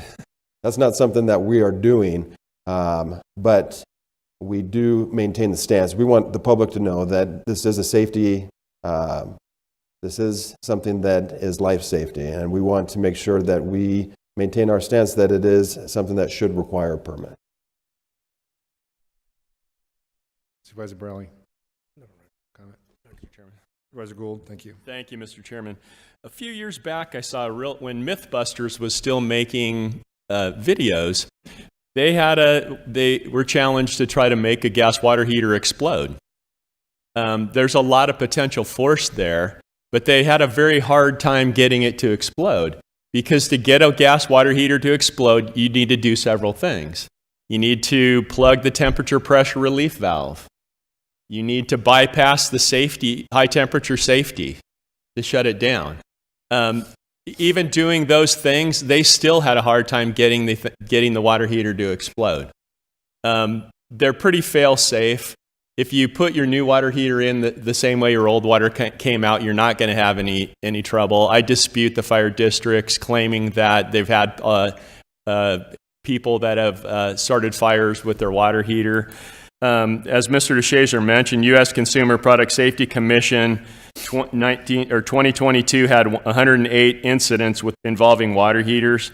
2 were explosions. The majority of those were water leaks. If you can't make up a plumbing connection, then I suggest you hire a professional. That water leaking is not a life safety issue. Rather than us having a permitting scheme for replacement water heaters, what we should do is tell people if they don't feel competent in doing it, call a professional. Rather than our inspector coming out, I'd rather them call a plumber and have a professional plumber come out and take a look at it. I think they would get more value for their dollar. And I don't think we cover, our building permit scheme does not cover the cost of administering a building permit. So we lose money on every building permit that we put out there. But I would recommend that we go, this doesn't do anything anyway. I don't even think that they're getting permits on 10% of the replacement water heaters. Lake Havasu doesn't do it. Kingman doesn't do it. It really doesn't accomplish anything. Because the majority of the water heaters are going out through big box retailers, and there's no permit being pulled on it anyway. Thank you. Thank you. Supervisor Borelli. Yes, thank you, Mr. Chair. And to that point, if I replace an electric stove, and all I'm doing is unplugging and plugging in, I don't need to get a permit for that, and that thing can start a fire. No, I don't see the need for this. I appreciate your testimony, Director Holtree, and also your staff's. I have read this myself, and it just seems to be, to me, a bit too paternalistic. I think that obviously we would want to protect or have regulations that support or protect others from somebody's stupidity, but I mean, I think there has to be a line drawn from protecting yourself in a paternalistic way, and I think this is a little bit too paternalistic for Mojave County to be getting involved in. So, one more point, Mr. Chairman. Supervisor Gould. If you hire a professional plumber to come out and inspect your water heater installation, you're then on his liability insurance. The county does not take any liability on anything that they do with the permit. If they inspect it and the water heater blows up, we don't take any liability. So you're far better off, if you don't feel confident, just to hire a professional plumber and have him come take a look at it, and then you actually have some liability coverage if he misses something. Thank you, Chairman. That's a good point. We have a motion on the floor. Mr. Chairman. Attorney Davis. If you'll permit me to ask one question based on that motion to Director Holtry that may be enlightening to the board. Director Holtry, what would be the administrative burden handling a voluntary permit scheme? Mr. Chair, Attorney Davis, I believe it'd be the same that we're handling right now. We would just, any permit that would come in on a voluntary basis, we would just take it in as a regular permit. Okay, I'm thinking of ways of how that would be crafted based in the ordinance that's before us now, and how that would go before if the board chooses to go in that direction, cross that bridge when it get to it. Appreciate that. You have to let that one die first. Do we have a second to the original motion? Hearing none, the motion dies for lack of a second. Supervisor Borelli, you'd like to make a substitute motion? Yes, Mr. Chair, I make a substitute motion that we approve the option of number 3 to do not require a permit and inspection and amend the building ordinance. Second. For that motion and second, any additional discussion? Hearing none, all in favor, please say aye. Aye. Aye. All opposed? Ayes appear to have it, do have it so ordered. Thank you very much. We'll move to our regular agenda. Item number 59, discussion and possible action, approve and sign revised BOS Resolution 2024-167, Mojave County Foreign Trade Zone, including changes of proposed boundaries, which was continued from our August 18th, 2025 Board of Supervisors meeting. Director Ursenbach, is she attending with the consultant? I am here. Can you hear me? Director, yes. Do we have the consultant on the line as well? We do, and they're ready to answer any questions you might have. Terrific. Do you want to give us just an overview of, again, or do you want to just give it to the consultant to give an overview? Let's let them do the overview this time. Sounds good to me. Perfect. Can y'all hear me? Yes, sir. Okay, perfect. This is Shane Williams, Ernst & Young. Yes, we got comments back. We had approval of this earlier. By the time that it was ready to be submitted to the board, we got some comments back to basically include language that would say sites outside of just the magnet sites would be allowed to participate in the area. We felt that was clear, but not wanting to fight back the FTZ board, we wanted to change the language to show that what the request is anyone inside of the Mojave County line can participate in the foreign trade zone. We're also offering opportunities on areas that would be business parks, but for FTZ language, magnet sites where companies could activate using the magnet site ability activation inside those designated areas. So that is and then change the date to closer to the submission time were the two comments we got back from the FTZ board for this resolution submission. Sir, could you give just a general overview of the benefits of what the Foreign Trade Zone program presents, and then also what those benefits would be to domestic companies, United States companies? Of course, yes, sir. The Foreign Trade Zone program was established to give 3 major benefits to companies that are located within the United States, and in this instance, inside of Mojave County.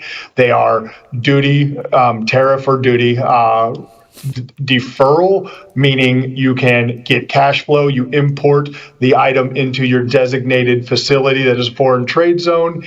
As long as it is inside that facility, your area, the duty is not payable to the government, to customs at that point. Once it is released and brought into the commerce of the United States, whether that be Mojave County, Arizona, or somewhere else in the United States, you will pay the tariff at that time. So you will pay the same tariff duty that it would have been paid. You just do not have to pay that to customs up front. You can pay it once you actually leave your facility into the commerce of the United States. The second benefit is duty inversion, meaning, and this is one that can really help U.S. manufacturers, meaning you can bring in raw materials into your facility in Mojave County. You can make those raw materials into a finished product. Sometimes that finished product has a lower duty rate than the raw material does.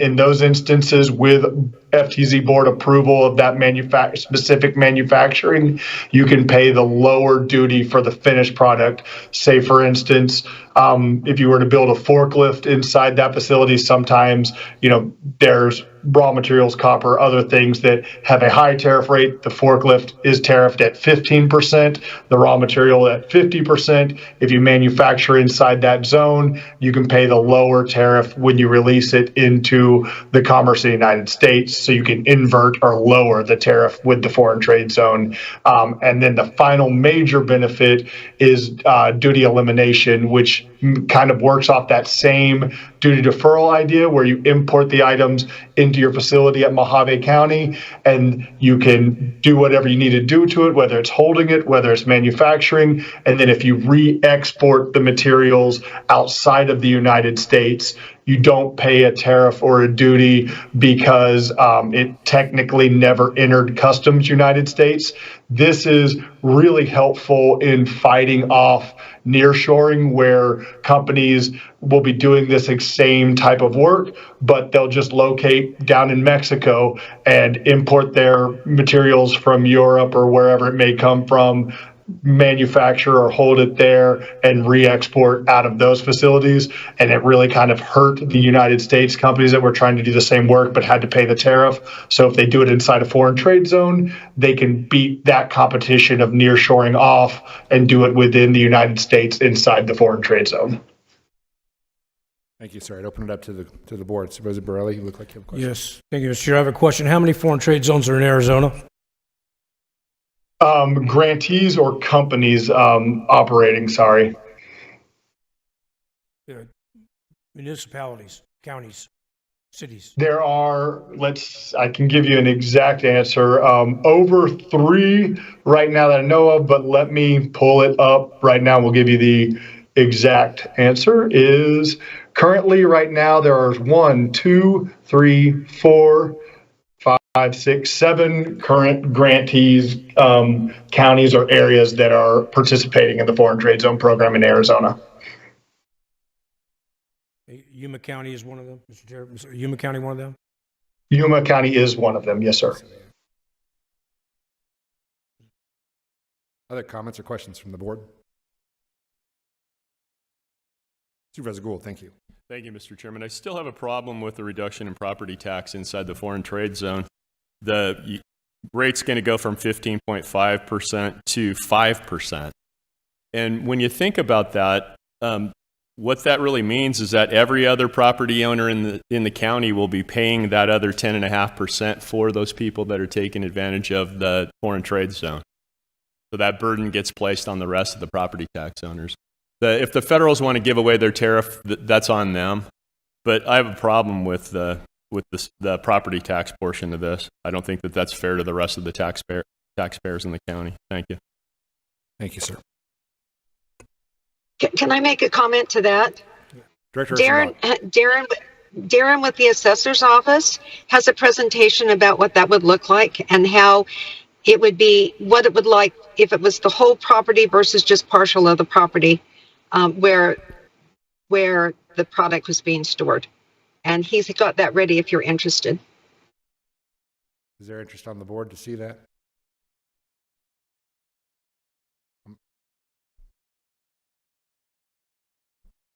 Study this all weekend. Yeah. Okay, I don't think that it's going to be necessary. Open up for additional discussion or motion. Discussion. I'd like to make a comment, Mr. Chair. Supervisor Borelli. I've gone through this, researched this all weekend. This falls in line with the Trump administration on trying to bring business back and manufacturing back to the United States, having these companies come in here and set up some manufacturing, which offsets that tariff thing. For example, like if Sony wanted to come and build their TVs here instead of South Korea, it could be done here. That's that falls into the same strategy for Trump's administration on these tariffs. Because there's always a give and take. But this is designed to bolster economic development, bringing manufacturing and assembly back to the United States rather than it being farmed out, shipped out. Jennifer Esposito. Thank you, Jennifer Esposito, Kingman. Wow, I'm so confused now. The administration has told us over and over again that we don't pay the tariffs, the foreign country does. Now they're telling us that manufacturing in Arizona, that we're going to defer the tariffs that they pay. Which is it? Are we stuck with the Trump tariffs? Or are the foreign countries stuck with the Trump tariffs? Because, we were promised 90 deals in 90 days, and I think that I reported in the last issue at MojaveFreePress.com that maybe we have a half a dozen current trade agreements, and all of this stuff is up in the air. But the problem that concerns me the most is we always hear local control, oh, well, but foreign trade zone is managed centrally by the U.S. Department of Commerce's Foreign Trade Zones Board and Customs and Border Patrol.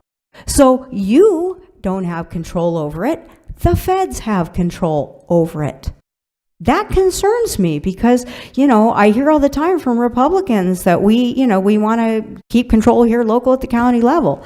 So why would we let the feds have control over what they're saying is essentially all of Mojave County? Let's expand it beyond the magnet zones and whatever. I didn't think that's what we were about. Not even, mentioning the lack of property tax revenue. But I think, this is, we don't even have a presentation on how many potential businesses this would even affect. And essentially, it's like letting the camel's nose in under the tent.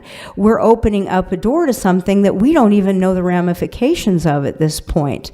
Will that 50% tariff on copper stay? Why are we paying it? Why isn't the foreign? We're just opening up a new copper mine in Arizona. That may not even be an issue. Why are we not buying from American companies? Isn't that what we were told these tariffs were supposed to do? Is to encourage manufacturers from buying from American companies? So why would we encourage manufacturers in Mojave County to buy from foreign countries, a lot of whom don't have our best interests in mind? That seems pretty clear in some of their hesitancy to sign trade deals that benefit us. So why would we sacrifice a potential lack of property tax to give a benefit to foreign imports? I didn't think that was America first. Do you? I don't know. That's the only person we had signed up. I'd refer back to the board for discussion or a motion. Mr. Chair, I make a motion we approve. Thank you, sir. I'll second that. Any additional discussion?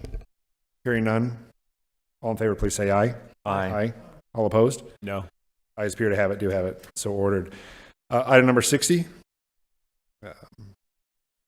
This is an item we talked about in executive session. Mr. Chairman. Supervisor Gould, thank you. I move that the County Attorney's Office proceed with an agreement obtaining outside counsel in relation to the Mojave County Airport Authority. I'll second that. Thank you, sir. Thank you, sir. All in favor, please say aye. Aye. All opposed? Ayes appear to have it, do have it. So ordered. Thank you. Item number 61, discussion possible action, approve a recruitment plan for the Mojave County manager position and provide direction for staff to move forward. I'll give the floor to Manager Elters. Thank you. Good. It's still morning. Good morning, Mr. Chairman and board members. The intent of this item was to offer the board a plan to conduct the recruitment process and hire a replacement. It's intended to provide you just a starting point and the flexibility for you to choose a path forward, whether to complete it in-house or to enlist third party in the process and provide you a timeline to move forward. The intent of the timeline isn't really to be restrictive or to limit your ability to consider other options. It was just provided in a way to complete the process within the timeline envisioned, so the board can hire a county manager and have an overlap period of a week or two as the board sees necessary and fit, and do so by the end of the contract that the board approved at the previous board meeting, which was January 31 of 2026.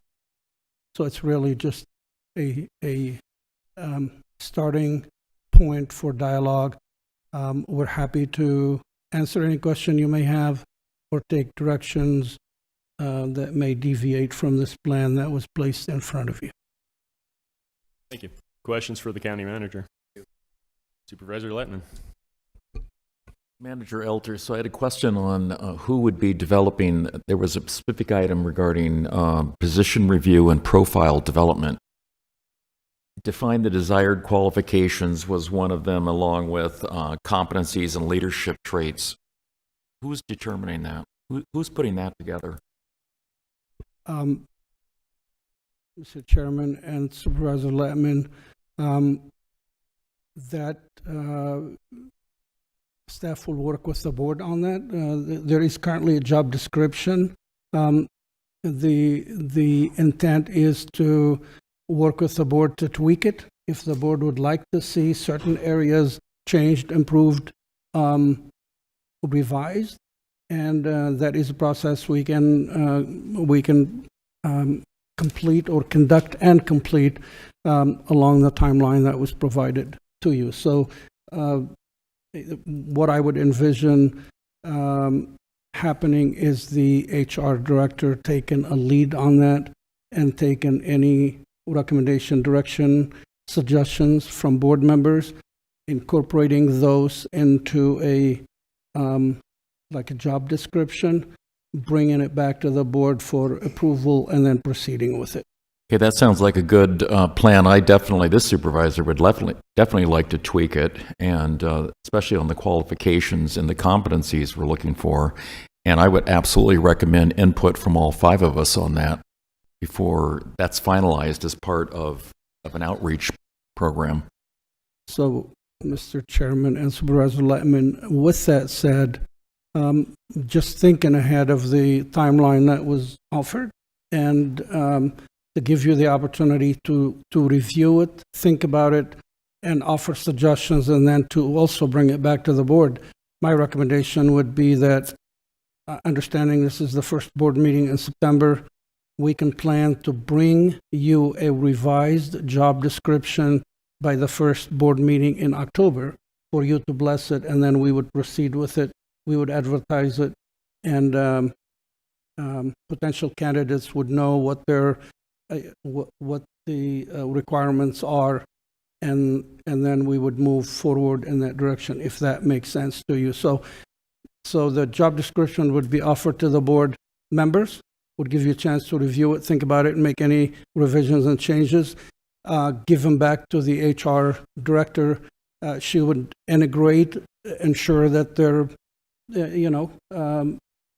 consistent with each other. If there's any conflicts, would certainly bring those to your attention, and then compile a revised final job description to be in front of you at the first board meeting in October for you to consider. You can then approve it as is, or still even tweak it at the October board meeting, but that would be the document that staff would run with as far as job advertisement and for the potential candidates to know what the intent of the board is. I think the updated job description obviously is important, but I'm more interested in defining the qualifications, competencies, and the leadership traits. I think there should be input from all 5 of us on that. Mr. Chairman, certainly. Sure, Manager Elders. Yep. Thank you, Mr. Chairman. And Supervisor Lemon, that would be part of the, when I make reference to job description, that is really, it would include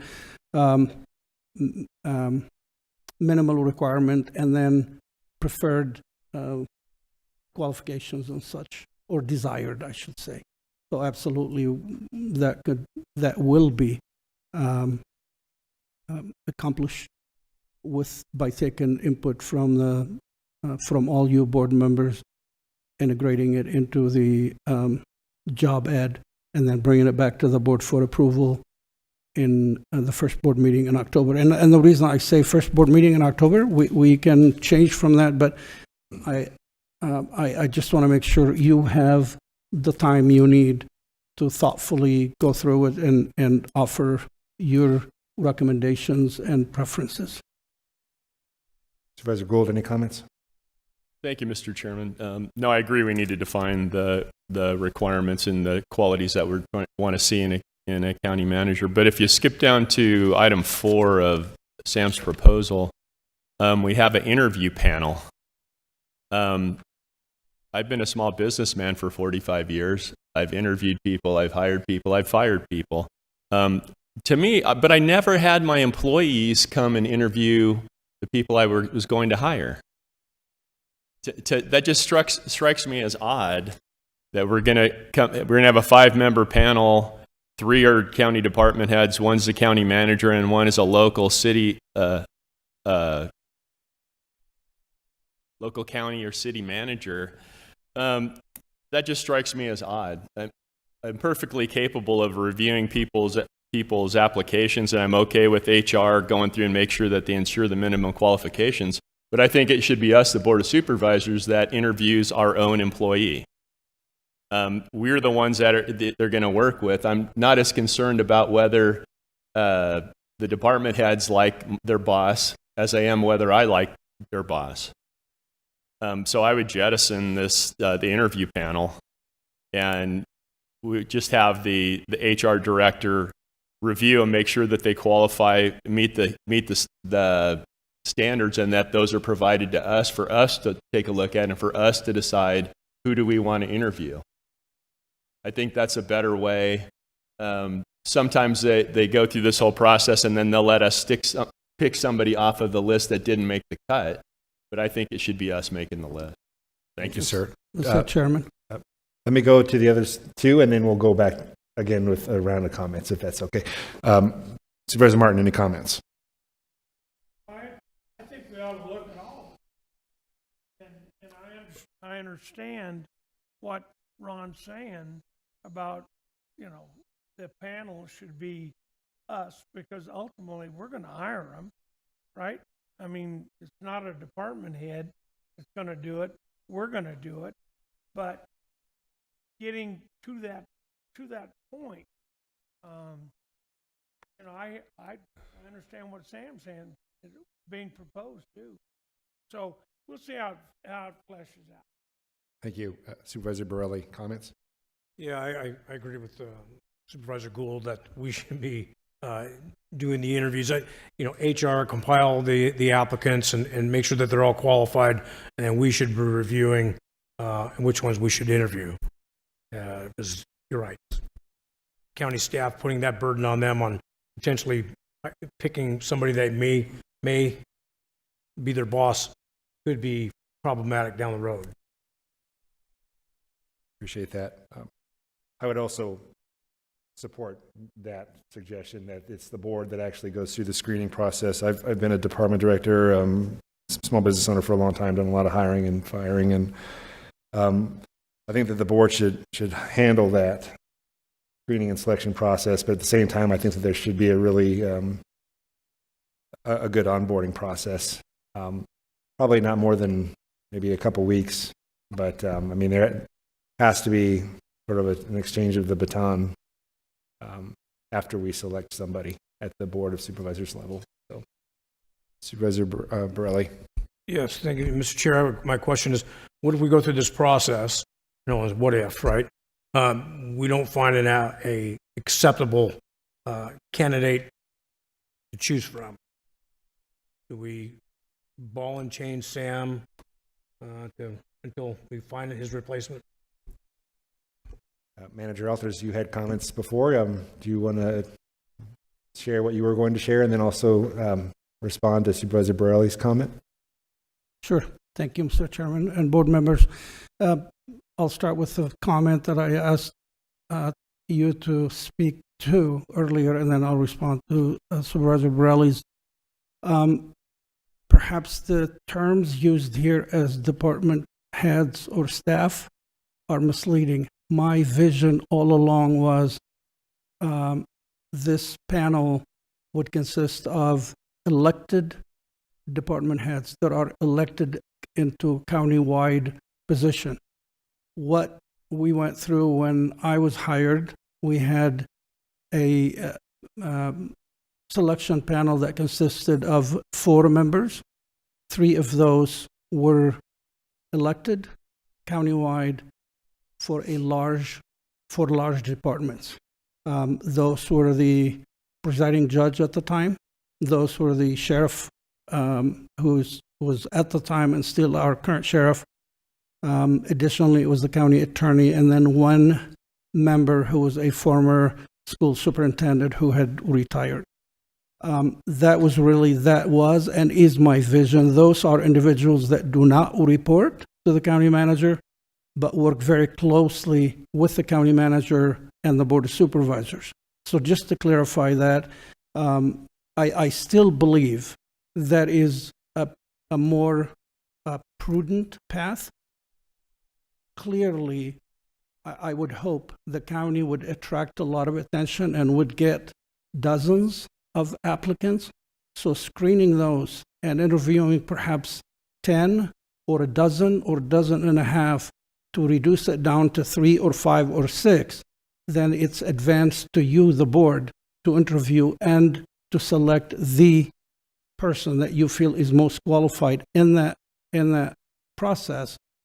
So we're basically saying the same thing, except instead of the board interviewing a dozen or more, I really believe the process can be facilitated with this panel, because finding all of you, working with your schedules, all 5 to interview as many candidates may become a challenge. So it's truly saying the same thing, I believe. Putting a panel together to screen down to perhaps 5 or half a dozen candidates that are considered the top qualified, and then having the board then interview those would be a lot easier and maybe manageable in the time frame that we're looking at. So as far as myself, if the process is delayed, Mr. Chairman and board members, I sincerely meant what I told you before. I'm not going anywhere. I will do my very best, and I will stick around as long as you need me. I'm not going anywhere other than retiring, so I don't have a drop-dead date. I have a commitment to you, this board, those of you that were here when I was hired, and I will honor that. Now, that could go a month or 2 or 3. I would hope it would not go more than a year. But I'm here as long as you need me, as long as you're willing to extend my employment.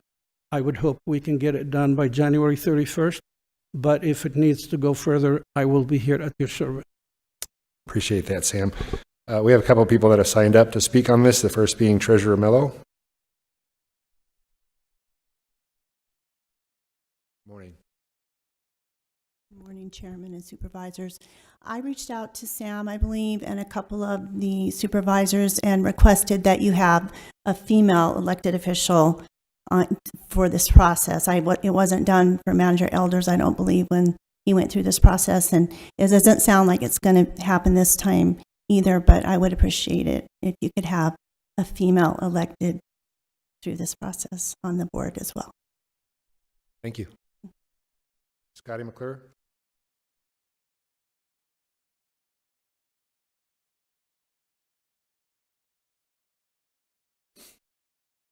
Scotty from Bullhead. How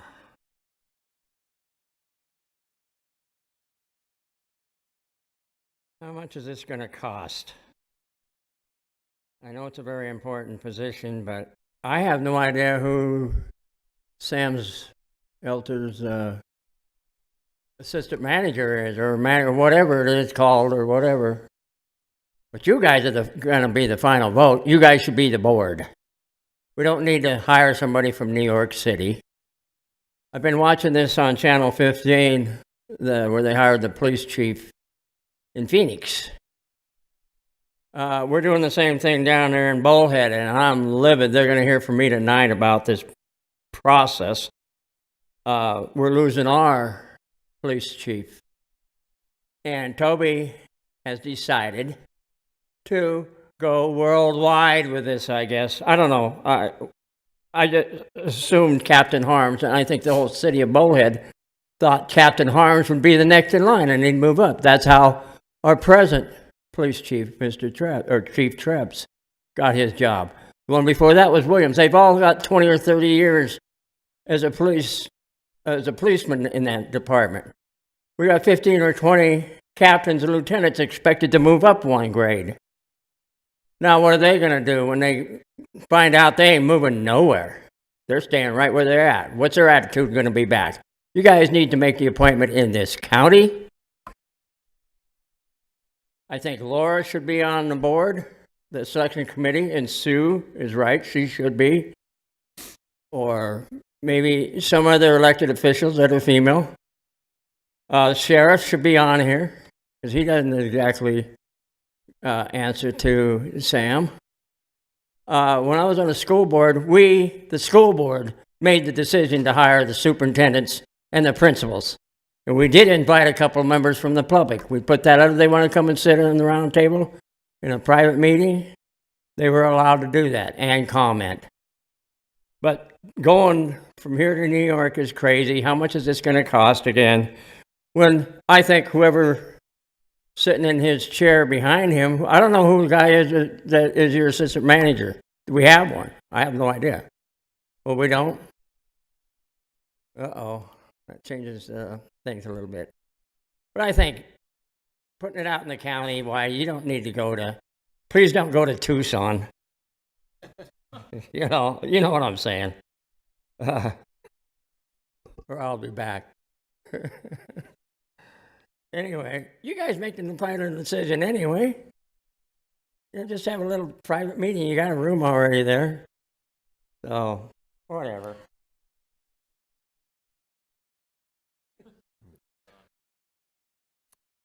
Other comments? Appreciate Treasurer Mello's perspective. Is there any interest in allowing some of the other electeds to have some sort of a role in this process in the future as well? Supervisor Borelli? Yes. To be clear, your intent was to have for representing the county department heads, the elected positions, such as the assessor, treasurer, recorder, sheriff, judge. Correct? Mr. Chairman, Supervisor Borelli, yes, indeed. I think we can go with 4 or 5 if the board wishes. And the intent would be to have individuals elected on that panel. The larger the department, the better it is. I do really favor having a female on the panel. It's not my call, it's you, the board, but I would recommend that. And so we can go with, perhaps like we did before, we can use those larger departments and either the assessors, the treasurer, or the recorder represented along with the larger departments like the courts, the sheriff, and the county attorneys. And then if the board wishes to have an outside member or the clerk of the board, that would be fine too. The larger you make the panel, the harder it gets then to schedule interviews and move forward. But yeah, all those are, that is the thought process. Supervisor Borelli, and that was the intent.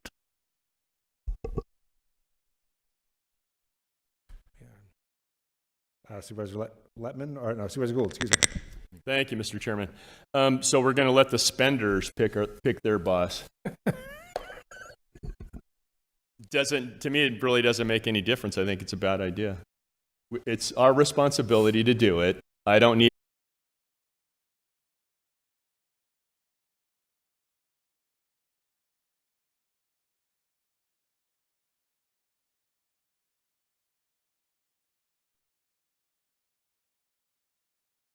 Okay. But, okay. Additional discussion? Otherwise, just take, I think we're supposed to, the action would be approve a recruitment plan or any modifications to what's proposed. So I'd open it up for discussion or a motion to that effect. Supervisor Gould. Thank you, Mr. Chairman. Do you want to amend this at the dais, or do we want to send him back to take another stab at it? It's the board's call.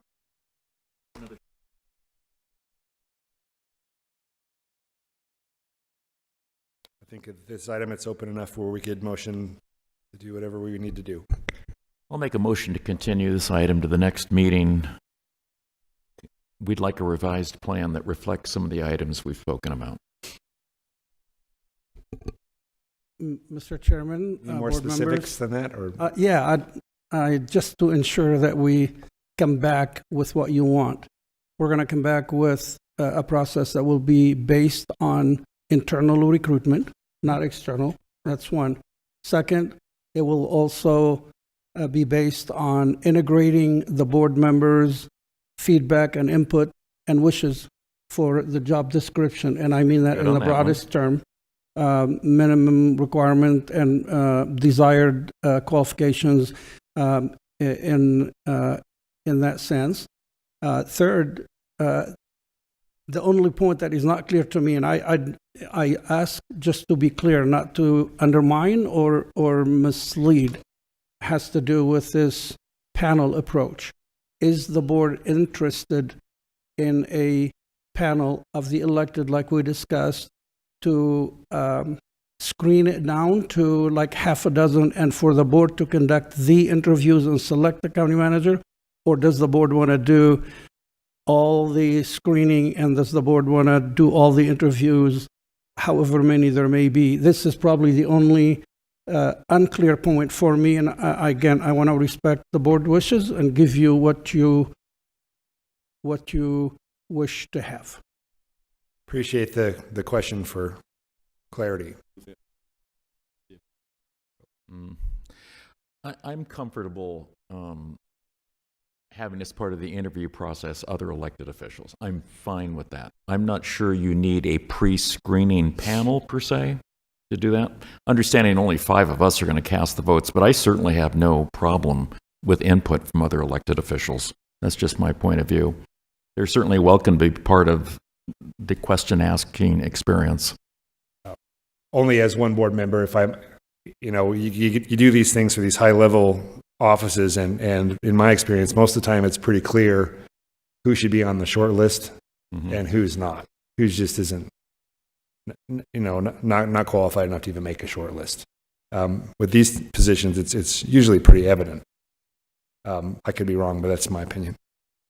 Supervisor Levin, or excuse me, Supervisor Martin. Yeah, I personally, I've been a business guy too. I've hired, fired, and everything. So I'm not uncomfortable with that. But I don't want to be part of interviewing 16 people.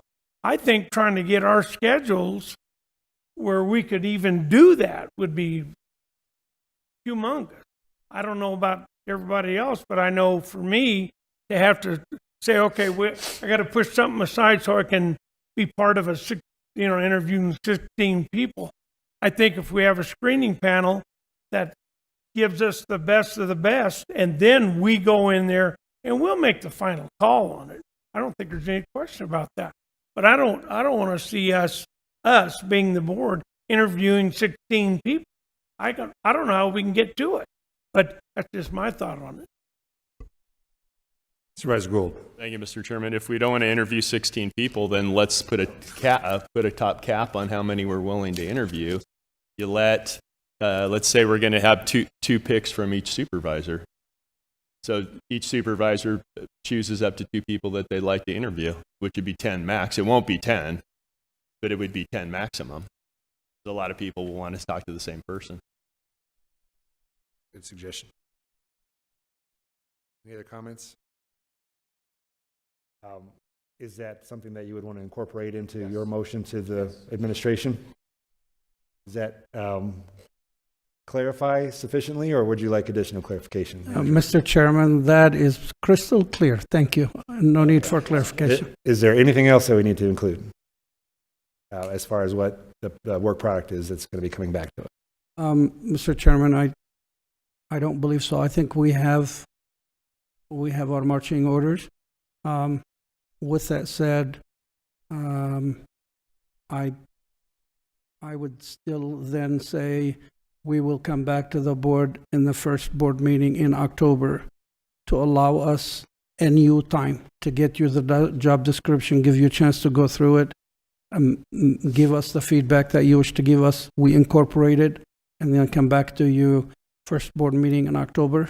And that would be the job ad that our HR department will run with, and we'll post it in all the relevant publications, and we will pursue to cast the largest net to get the best interest in this position. If I may, one last comment. We do not have an assistant county manager position. We did not have it before I arrived here. And when I arrived, the board at that time asked if I wished to have an assistant county manager position. I asked for a period of 6 months to think through that, and came back to the board and told them I really did not. And for the record, I consider every department head to be an assistant county manager, to be qualified. I think that saves the county an assistant county manager position salary. It provides department heads the opportunity to be engaged and to interact directly with myself and the board. And furthermore, it literally aligned with my management style. As you know, I managed larger departments and larger staff than 1,200.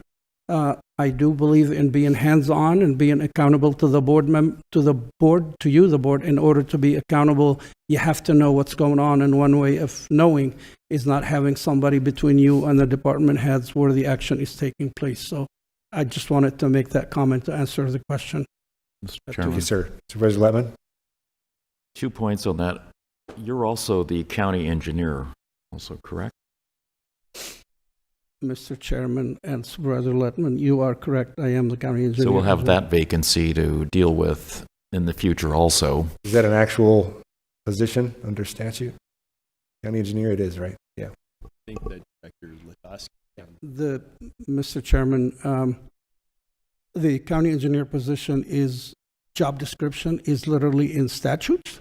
Yeah. And so I think that takes care of it. If the board wishes to add to that, not to take away from it, certainly that is at your discretion, and we can achieve that as well. As to who the board may appoint to that position, we have a very capable, talented engineer at Public Works now. The board can go in that direction, and it probably would be the most prudent, it would make the most sense, because unless you get another engineer as a county manager position, and you may have that option, you may wish to exercise this. Even if that happened, you may not, but it would be your call. So my motion to continue this item was to continue the development of the actual plan. Okay. And I think you have the input, but that would come back at the next meeting, this piece of paper. That would be at the September 16th board meeting? Yes. Would we get your feedback, board members, by that time? Well, I don't think we're looking for recruitment per se. We're looking for the writing of the new plan to reflect no outside consultant, the panel per se, etc. Well, I'm with you, Supervisor Letman. I was just saying, it's my understanding the board wishes to tweak and revise the job description. You want this to come back first before you get to that step? Yeah. Because we could do both. This is the outline of the as you process wish. we're going to follow. Okay. I would say it's probably best to bring back that piece of paper at the next meeting, because if we're looking at a hiring process for an executive, that's October, November, December, maybe into January, 90 to 120 day process. It goes pretty fast. Fair enough. Will do. Thank you. Attorney Davis, you look like you want to say something. Just one thing to just be aware of, the 5 supervisors interviewing potential candidates, that raises a concern but not a bar of the open meeting law, so we can work with the county manager to make sure that we're not skirting any boundaries when we do that. Would that be a series of special meetings if necessary? It could be. I haven't contemplated about how to go about that. I'm not saying we can't do it, but that's something I'm thinking about, and we'll work with the board members and the county manager. Thank you. We have Supervisor Gould, do you have a comment? Thank you, Mr. Chairman. That's a personnel issue, so I believe we could executive session, and I believe that's how we did it when we hired Sam. Any selection that we would actually partake as the board would go into executive session unless the person indicates otherwise. And one more point, Supervisor Lingenfelter, Chairman, Supervisor Letman, were you including the interview panel or disincluding the interview panel? Oh, I would include the interview panel. And you also spoke of electeds sitting in on the interview process. Yes. With us. With the interview panel. Okay. It is now clear in my mind. Thank you, sir. Thank you, Chairman. All right, we have a motion. I'm not sure if we have a second or not. We have a second on that motion right now, Madam Clerk? Madam Clerk, do we have a second? You do not. Okay. Do I have a second? Okay, can you read back the motion that you have so far, please? So Supervisor Letman asks that the item be continued to do an internal recruitment, not external. That you will be doing and integrating the job description, and that the Board of Supervisors will be doing the screening for that. Did I get everything, Supervisor Letman? I like that. No. Vote for Laura's. It was 11. So the major points were, we're going to continue to come back with a new plan, piece of paper with a new plan on it, okay, to replace the current one. The vital points of that plan would be, number one, we will not use an outside consultant for the hiring, the screening process. I don't think that's necessary.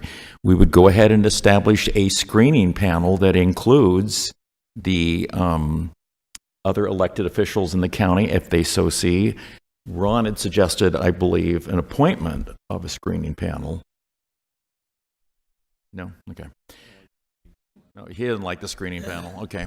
So we would have the screening panel, and then the board itself would conduct the final interviews. That's what should be outlined on the process document going forward. So we have a good idea what's going forward. Does that make sense? Smiling. Any other comments? Does that capture everything? Mr. Chairman? Manager Alters. I'm really sorry I apologize for It's important to dragging get it right, out. so it's I okay. just want to make sure we get it right.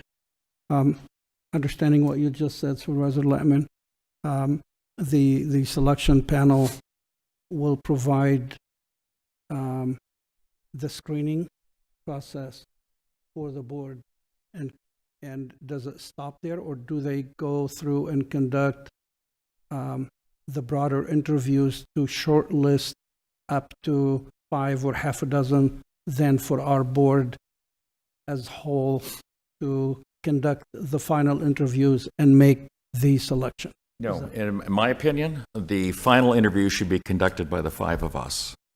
That's what I'm saying. The panel, the selection panel, could reduce the number down Yes. to Yes. half a dozen. This board will conduct the final interviews, whether it be in 4, 5, or 6, and this board will select the candidate that this board wishes to work with going forward. Laura, book it. Other comments? Okay. Now we have a motion. Do we have a second? Okay. All in favor, please say aye. Aye. All opposed? No. Ayes appear to have it, do have it. So ordered. We'll move to item number 62, discussion possible action, set a public hearing to consider the adoption of Mojave County Ordinance 2025-05, requiring data centers in Mojave County to provide on-site energy and dry cooling technologies for October 6, 2025 Mojave County Board of Supervisors meeting. Supervisor Gould. Thank you, Mr. Chairman. When I brought forth the item to remove data centers from the thing that the economic developer were to focus on, we heard a lot of testimony about new technologies that involve dry cooling and generating their own electricity. So I decided, actually it was at the suggestion of Director Ursenbaugh, that we should actually have an ordinance that said that, is if you're going to bring a data center to Mojave County, then it will be done with dry cooling. You won't evaporate water to cool any of the equipment. You'll generate your own electricity. That should be our ordinance, and it should be forgetting the word now. No, well, yeah, but it's, no. Thank you, though. Development agreement. Special use agreement. But what this would do today is would set a public hearing to discuss that matter. There's a little more, there's more to it, and there's going to be people that might have other things that they'd like to bring forward. But the main concern is I don't want to rob ourselves of water, and I don't want to rob ourselves of electricity just because we have cheap land that's available in the county. Because I don't believe we have the infrastructure to support data centers. I think they should be in Pennsylvania, because that'd be a great place to put them. But that's basically what we're doing, is looking to set a public hearing to have discussion on this. Questions? I have a question. I was contacted by an individual that said that he was working with you to bring a data center in out by Red Lake. Is that right? I have a neighbor that talks to me about a lot of stuff. Oh, okay. Well, that neighbor contacted me, said that specifically that you were talking to him because they want to bring one of these data centers out on Red Lake, and that he was talking to you about it. And I'm just asking, is that true? Yeah, he's been talking to me about it. All right. He's been talking, but I talk to a lot of people about a lot of things, as you do too. Sure. But that's the thing, is if we limit it to where they're not using our water, that they're not robbing us of electricity, then it really doesn't make that much difference. But if they bring them in and you let them use the massive amount of electricity that they require, Tyler Carlson with MEC, he had a guy wanted to bring a data center. The amount of electricity that they needed is more electricity than the peak load of MEC. So you'd be robbing everybody in MEC service area of electricity. And we all are familiar with our shortfall on water, and we certainly don't want it going up in water vapor and a bunch of cooling towers. Further questions? Supervisor Gould. Yes. I believe you were looking for special use permit. That's it. I love when I start talking and drop like special use permit was what it would be. So if you were going to do a data center, you'd have to come and get a special use permit. Pause and let the chairman run the vote. We have a motion second. I got to make the motion. Oh, oops, sorry. Kathy Tackett Hicks, want to come on down?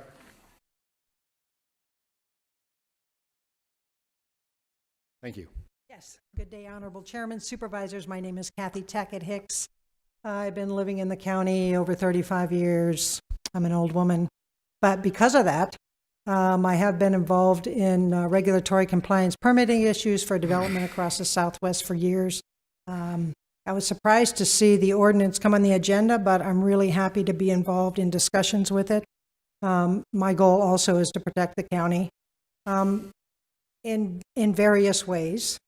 I do believe there are areas of the county. I do not support the ordinance as presented because I do believe there are areas in the county where there are huge land masses of which are not reliant on Colorado River water, nor are they reliant on existing groundwater basin development.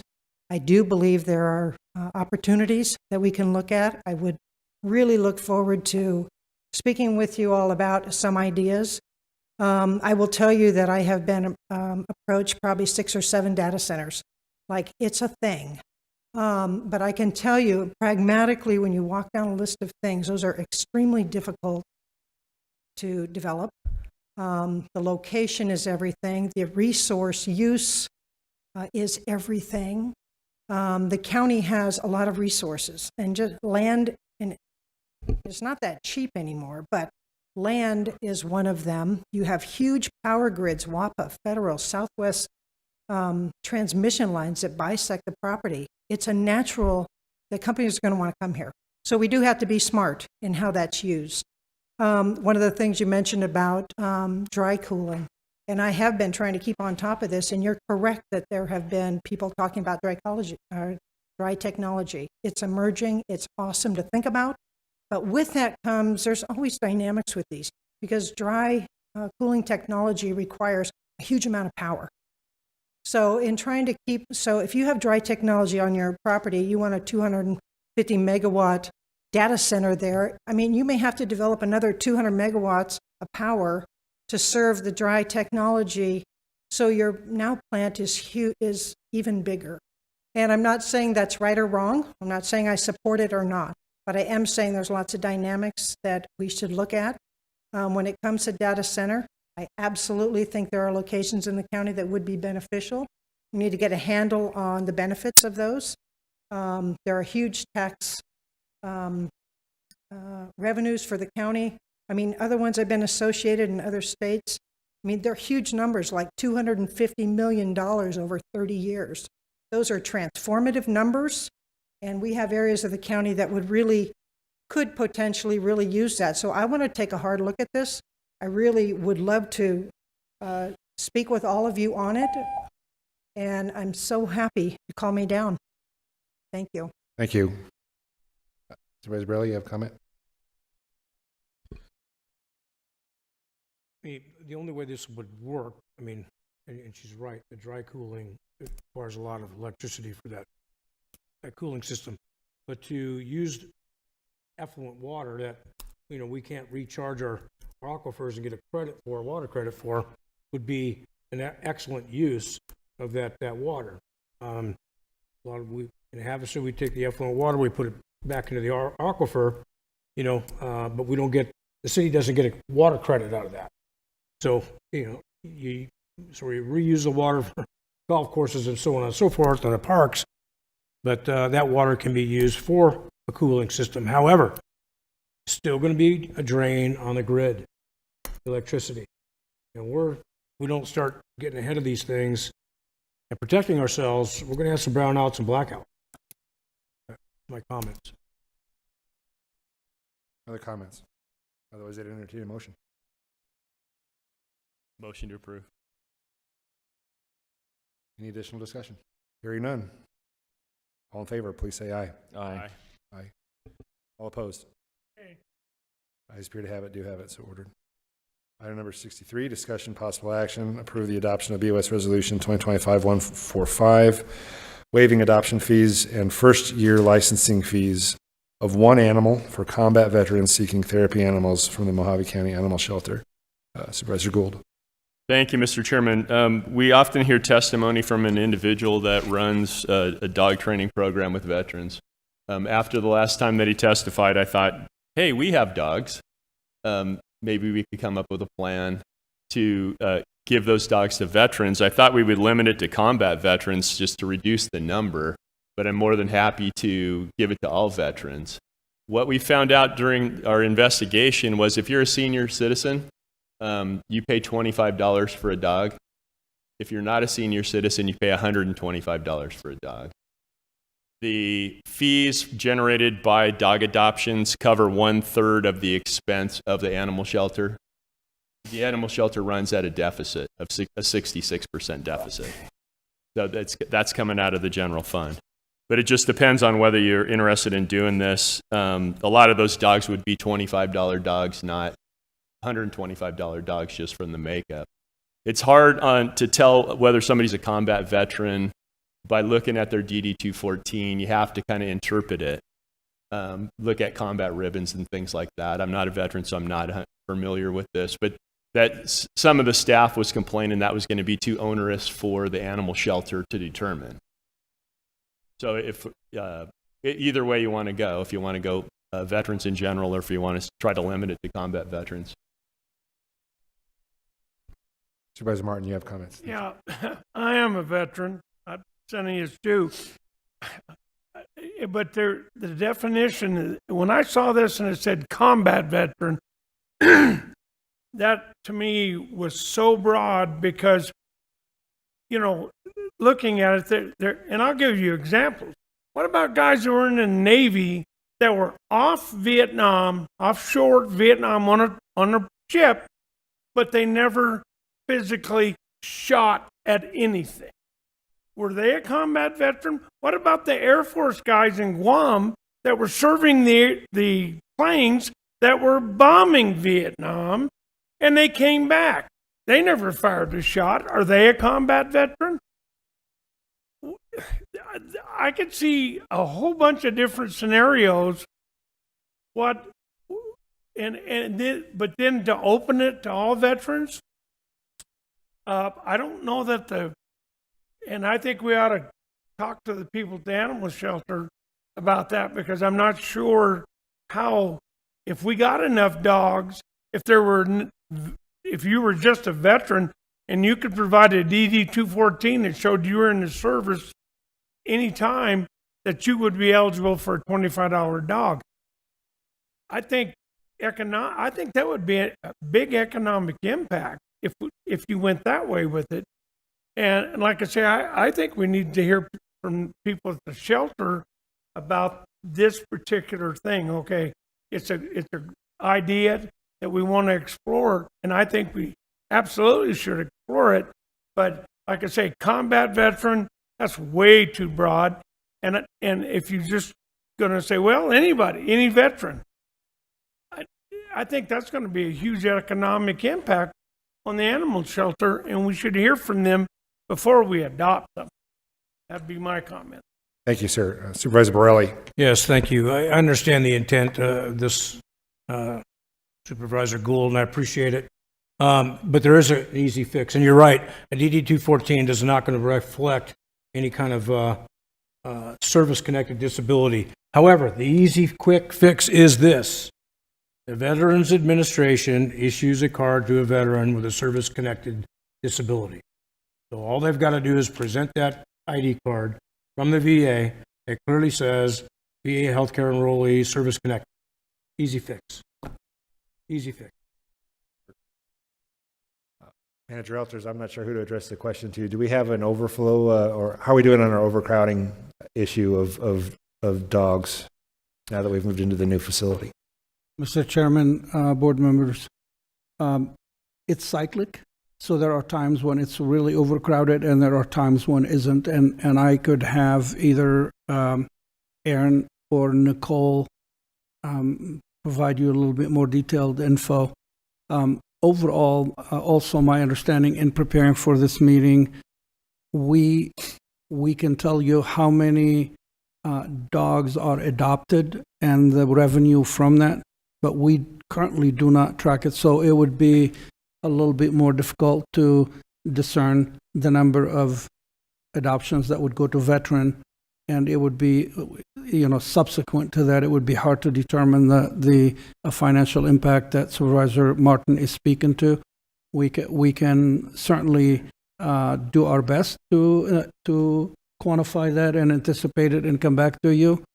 But I can, a general answer and short one is that it's cyclic. There are times when the shelter is truly overloaded, and there are other times where it's more manageable. Thank you. And my follow-up to that would be, and I should probably know this, do we have any special programs for our senior citizens or our veterans when it comes to adopting animals right now? Aaron, would you come down and help us answer that question for our chairman, please?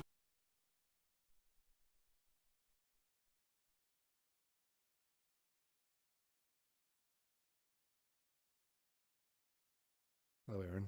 Good morning. Thank you. So just, I forget who mentioned it, but we do have specials at all times for $25 dogs for any dogs over 2 years old or over 40 pounds. That's for anyone. That's not just for seniors. But we often do. It's like every dog in there. We also do promotions for the seniors as well with reduced fees. We also have our 501c3 Friends of Mojave County Animal Shelter, and they sponsor a majority of the dogs as well. So if we do have a situation where there's special circumstance or we're just at overcrowding, they try to come up with sponsorships for the fees as well to get more dogs adopted. But to Sam's point, it is a little bit hard because we don't currently keep track of the number of animals going out to veterans. So I couldn't tell you what percentage of the adoption population currently is adopting those dogs. But Sure. Do we have any programs right now in existence for our veterans? no, not at this time. Not this time. We've talked about a discount in the past, but to my knowledge, it wasn't put in This is place. just me gathering all information that I possibly can related to this, so I appreciate it. Any other questions for her while I'm Supervisor Gould? Thank you. Aaron, do we know how many dogs go out the door as $25 dog? As a percentage, maybe? I would have to look into that and break that down for you because, quite honestly, we get a lot of puppy adoptions for the $125 Sure. and small dogs. So I could look at those numbers and come back and break that out for you or send it to the board. So it was 2-year-old dogs that were bigger than 40 pounds? 2 years old and or bigger than 40 Okay. pounds. So as long as they were 2, then they were going out the door for $25 anyway. Correct. Yep, we've Thank you. reduced. Thank you. Okay, I'd open up to additional discussion or a motion. Oh, you want to speak on this issue? Right. Chuck DeShazer, 8778 Polaris Road, Topac. As far as Sonny's comment on the service-connected cards from the VA, there's a lot of guys that are getting hearing disability at 10%, and they get service-connected on their card. So, they were personnelmen someplace in Nebraska for their entire service. It should be all veterans. Veterans in America make up less than 11% of the population, and of those, approximately 5% are already senior citizens that would get your discount anyway. I just wanted to add that information in. All right. Additional discussion, Supervisor Borelli, or entertain a motion? Yes, thank you, Mr. Chairman, and to his point, but what is brought forward here is the intent is for, basically, this is a service animal for these veterans that need therapy dogs for. This is the intent of this proposal. But to identify is easy because, yeah, you're right. They can get a 10% rating and be service connected. Hopefully they'll find an animal that'll help them here. But for the most part, this is directed for, somebody with a combat related or service connected disability, not necessarily combat related, but it's easy to identify service connected disability through the VA, through the card, so that way it makes it easier for the shelter to be able to discern who to give a waiver to. Well, I think dogs can be good pals, so I'm supportive of this for all veterans or however the motion comes out. Supervisor Gould. I like Supervisor Borelli's idea. That's good information, and I think if we limit it to the people with service-related disabilities on their card, and we can see how it goes, and we can always come back and adjust this. If we create a dog shortage at the animal shelter, I think that's a positive thing. Yeah. I don't want to hold back dogs for a buck and $125 that we could get out the door. So I think getting them out the door is the best thing for everybody. So let's see. I'm going to make a motion. May I? Go ahead. Yes, Mr. Chair, I move that we approve with the amendment to one, animal service-connected veteran, VA, to identify VA identification with service-connected disability. Second. Any additional discussion? Hearing none. All in favor, please say aye. Aye. Thank you. We do item number 64, discussion, possible action, remove the public auction of the former Mojave County Sheriff's Office substation in Lake Havasu at 3500 Arizona 95, Lake Havasu City, Arizona, and hold for the possible sale or lease to the City of Lake Havasu City pursuant to ARS Title 11, 251-9. Supervisor Gould. Thank you, Mr. Chairman. I spoke to the Cal Sheehy Mayor of Lake Havasu City, and they're interested in a portion of that property for a lift station on their sewer project or their sewer system. So the first step in doing that was we had voted to send it to auction. So what this would do would be to remove it from the auction so that we can have that discussion with Lake Havasu City. It's pretty straightforward. Supervisor Burley. Yes, thank you, Mr. Chair. Thank you, Mr. Chair. Supervisor Gould, when was the last time you spoke with a mayor? This morning on the ride in, after reading an article where their community outreach person said they were no longer interested, which came as news to the mayor also. So the mayor and I are in agreement that they're still interested in the property.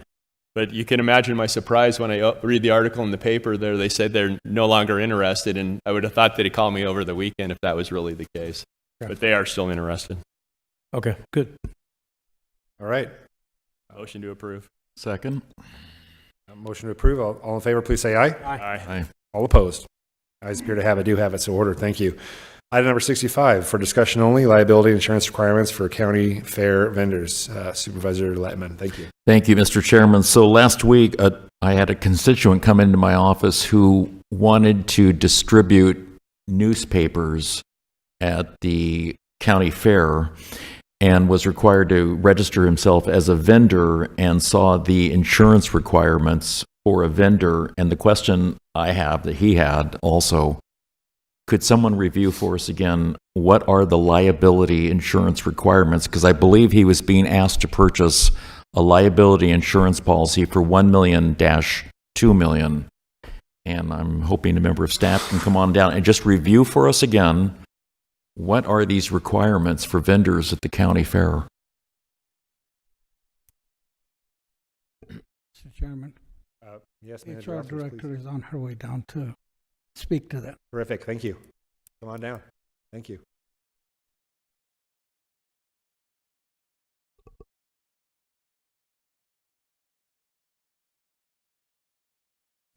Good afternoon, Chairman Lingenfelder, Supervisor Latterman. Yes, so the fair does have a requirement for general commercial liability at a $1 million per occurrence. That's very industry standard for public events.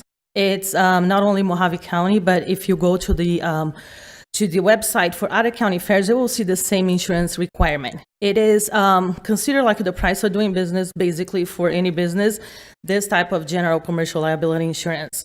There are other requirements depending on the type of businesses that are going to be, registered as vendors for the fair.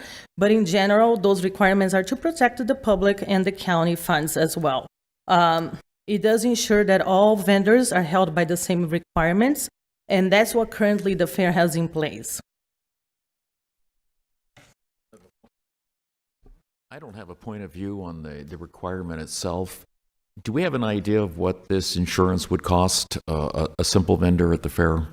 Yes, for a general commercial liability policy at a $1 million occurrence, probably would cost between $85 and a $125, $135, depending on who is their brokerage, what type of insurance carrier they are using.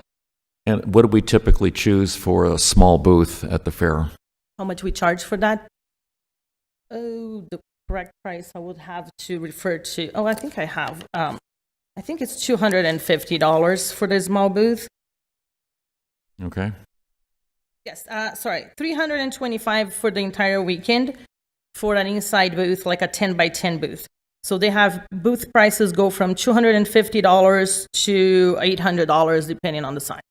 Okay, so to recap, this is an insurance requirement that's required of everybody, regardless of the type of activity they're engaging in at the fair. That's the minimum requirement, yes. So depending on the type of vendor, insurance requirements are higher than that. Okay, and I'm assuming that we require the vendor themselves to go find the insurance. We don't offer it as a supplement to the registration. Correct. So yes, so on the fair application is very clear that every vendor needs to provide this minimum amount of insurance, this minimum general liability insurance to participate in the fair.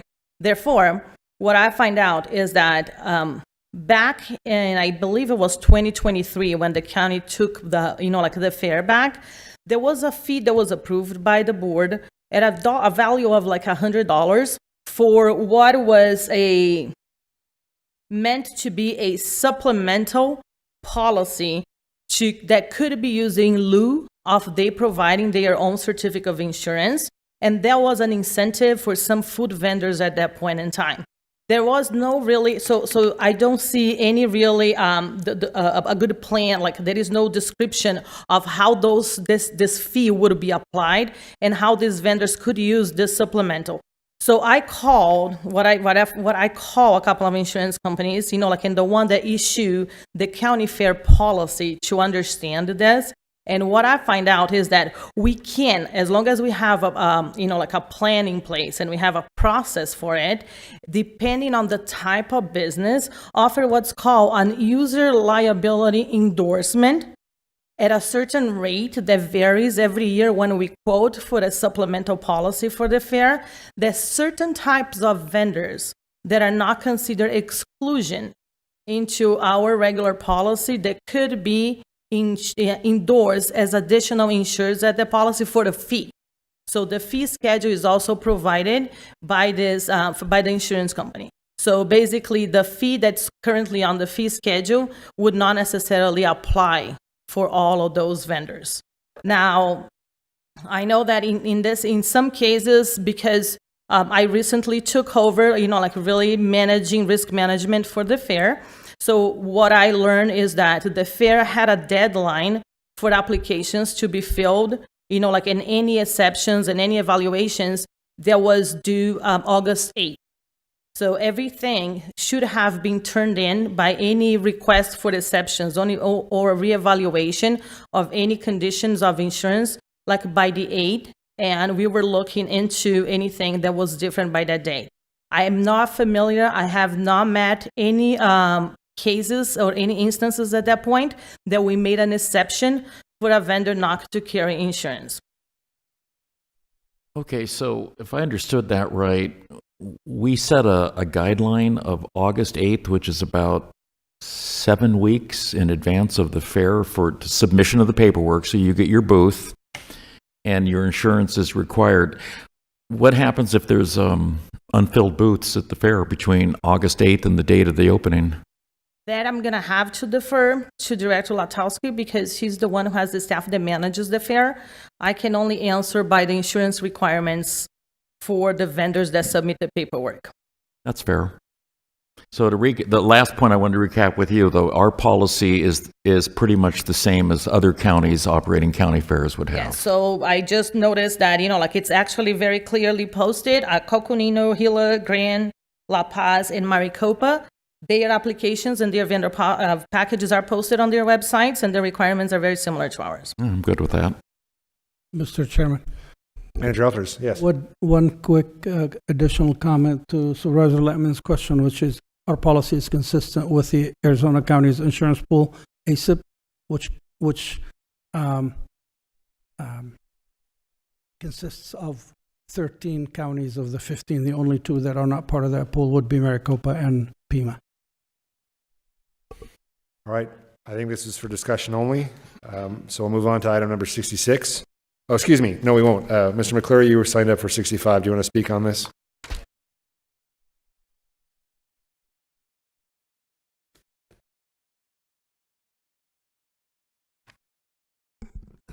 Scotty from Bullhead.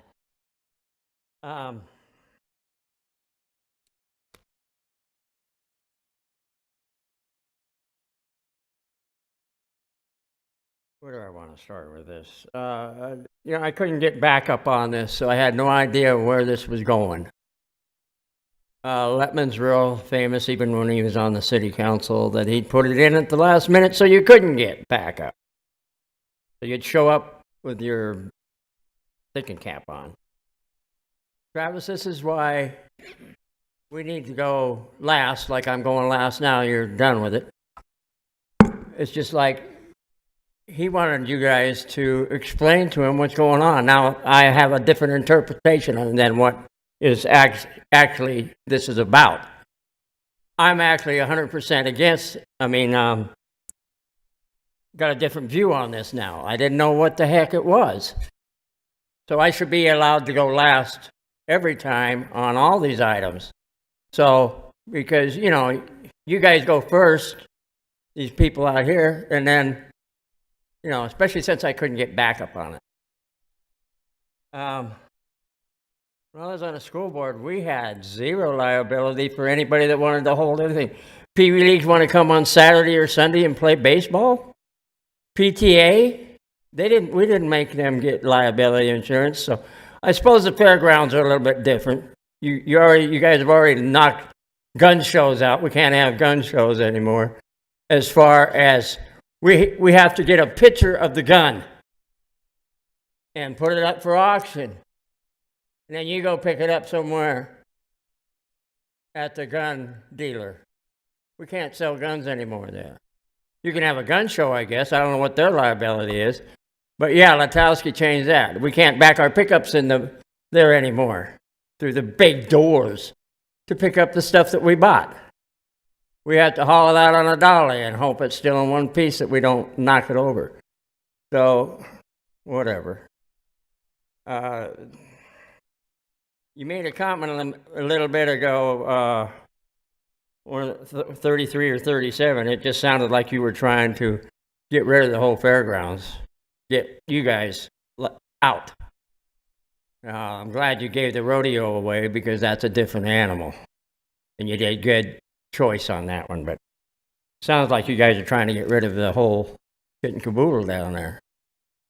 So, discussion only, I guess. I didn't know you had to have liability insurance to give out a friggin' newspaper. Thank you, sir. I'll certainly try to accommodate you. Supervisor Gould. Mr. McClure, you would be amazed how many people sue us. Every day, we get half a dozen people that are suing us for things that we have nothing to do with, other than their incident happened in the county of Mojave. So it is a litigious society, and it's sad that everybody wants to make a living off of everybody else. But thank you, sir. Thank you, Chairman. Thank you.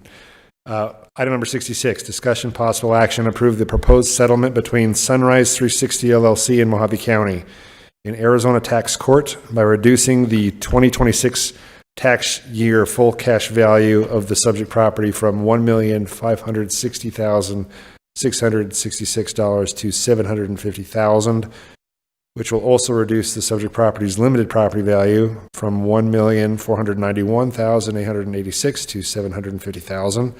This change in full cash value and limited property value will continue for tax year 2027, except if there is new construction or a change in use on the property. Further authorize the Mojave County Attorney's Office to file the necessary settlement paperwork and associated pleadings with the tax court for resolution of the case. Attorney Esplin. Good afternoon, Board. This is a pretty normal procedure that we do. Normally, I'd put it on the consent agenda, but we just ran out of time, and so we're putting it here on the regular agenda. Property owners occasionally will file for appeals. There's a normal process that you go to. If they miss the deadlines, and they can file directly with the tax court. This is a small claims tax court. Any property that's valued under $2 million falls into the small claims category.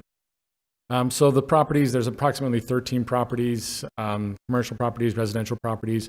As you can see from the motion, the full cash value is approximately $1.5 million. The property owner purchased it a couple years ago for $750,000.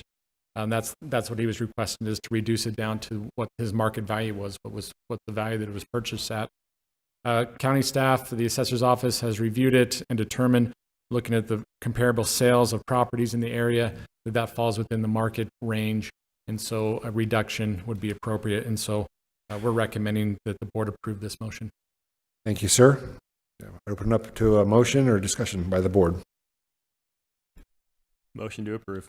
Thank you. Do I have a second? Second. All in favor, please say aye. Aye. Aye. All opposed? Ayes appear to have it, do have it, so ordered. Thank you. We'll move to call to the public. The first step being Mr. Kenny Works.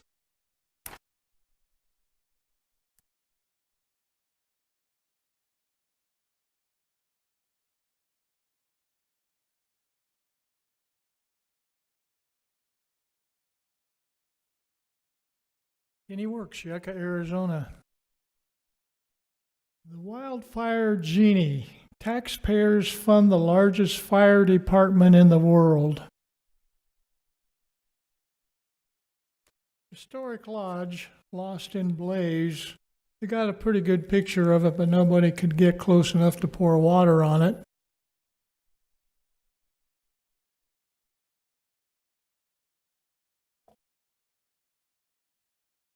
There's a bridge burning down. The photographer got close enough to take a pretty good picture of it, but it burned in the water.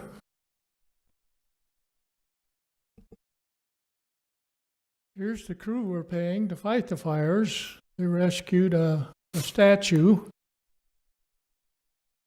Pretty happy looking bunch. They don't really look like they've been fighting a fire.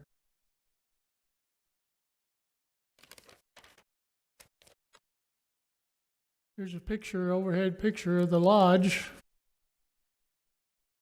Green trees around here.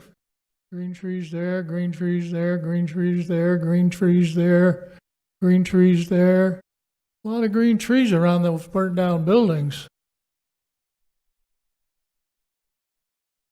I've come to the conclusion that they either have to start giving the photographers fire hoses or take away their matches.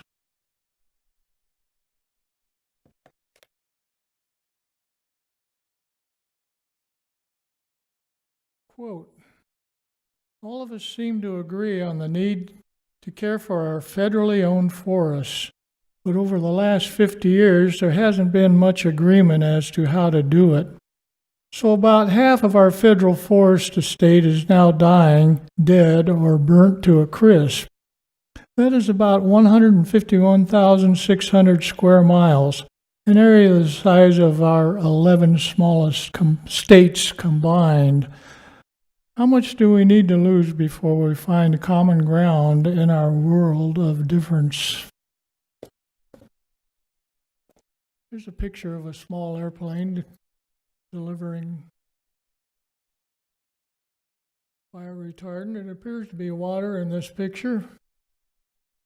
They can keep those stationed closer to the areas that are at risk, the smaller planes, and they can respond more quickly. That's what we need to be doing. As for our fire up north, it's in all of these pictures. Well, not all of them. One of them was a bridge. I don't think they've been trying to put them out at all. They've been watching them burn. There's a pretty smiley bunch of firefighters. They've been watching it burn for a while.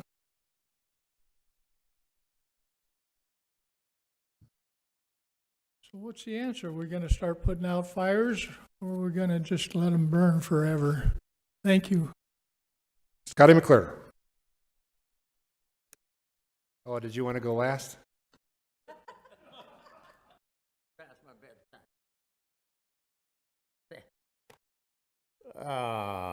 Scotty from Baldhead for the last time. I don't know if that's going to come up. Fix it? Can they fix it? Yeah, okay. What I'm asking here is, since I left everything on my dresser at home, this is all I got. This is in my car already. But I'm asking you to change where we can advertise, like in libraries, on county property, or right out here in City Hall, or City Hall, the hallway here, somewhere that the elections department would let us post something this size, like 4 1/4 by 6 inch, it's 5 3, whatever. You can decide on the size. But I don't think this, somebody can come in here and take a picture of this. If you at home, if you take a picture of this right now, this is going to bring up Carolyn's record, which she's running for LD 30, House of Representatives this year. And I'd appreciate this be indoors, like at your office down there, Letman. Have it in the other building where it's, yeah, you can take a picture of it, Ron, and it'll bring Carolyn up. And it'll move you right on down where you can sign her nomination papers. So this is going to be such a cheap alternative for us to run. I spent less than $500. Letman spent $100,000. But for me to actually be able to run, I need to be able to advertise on something this size here. I can hand it out, I can actually make a copy of this, hand it out, and it'll come out on a paper copy and hand it out at the grocery store. And then I can get kicked out of there for doing that. But I'm going to ask you guys maybe to put this on the agenda that we can make certain conditions where we can put our signs up, yard signs, you know what I'm saying. But if we can, this is just the way we're going now with the new, you know, how we're moving into the 20th century, 21st, whatever it is we're moving to. But I'd like to be able to advertise this in all libraries, inside, out of the elements. And I don't think that's going to hurt anybody that you make the librarians make a space for all, even the city council that we're running. All propositions, whatever, they can come in with one of these, no bigger than, you know, you don't want a full page taking up a whole big board. You have to come in with a certain size. You don't need the whole page to show up there. But they can come in and take a picture, and they can nominate. You know how many thousands of pages of nomination papers? It takes up a whole big old drawer up at the elections office. Alan's got other things to do. Thank you, sir. Chuck DeShazier.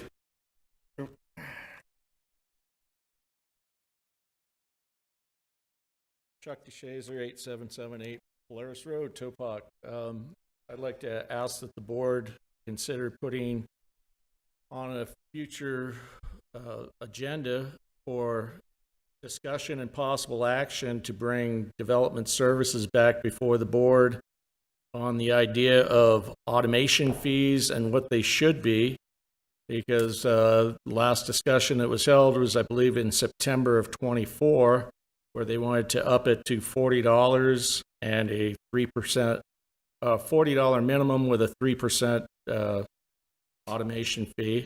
And at that time, I believe the numbers I was told was we're spending about $370,000 a year on the software required at that time. Since then, we've moved off from Acela, and it's now down to, if my numbers are correct, $54,000 to $57,000 for the same software that we're going to be utilizing. So I don't know why they haven't come back before you to say that we need to drop the automation fees that have been in place since 2006 down to, say, $6 or $8 in accordance with the number of permits that they're issuing each year. I'd also like to bring up the fact that this meeting today was like a Christmas miracle, because I saw Rich Letman agree with Scotty, and I saw Mr. Don Martin agree with Jennifer, and that's got to be a miracle to have both of them agree with the opposite parties. Thank you. Jennifer Esposito.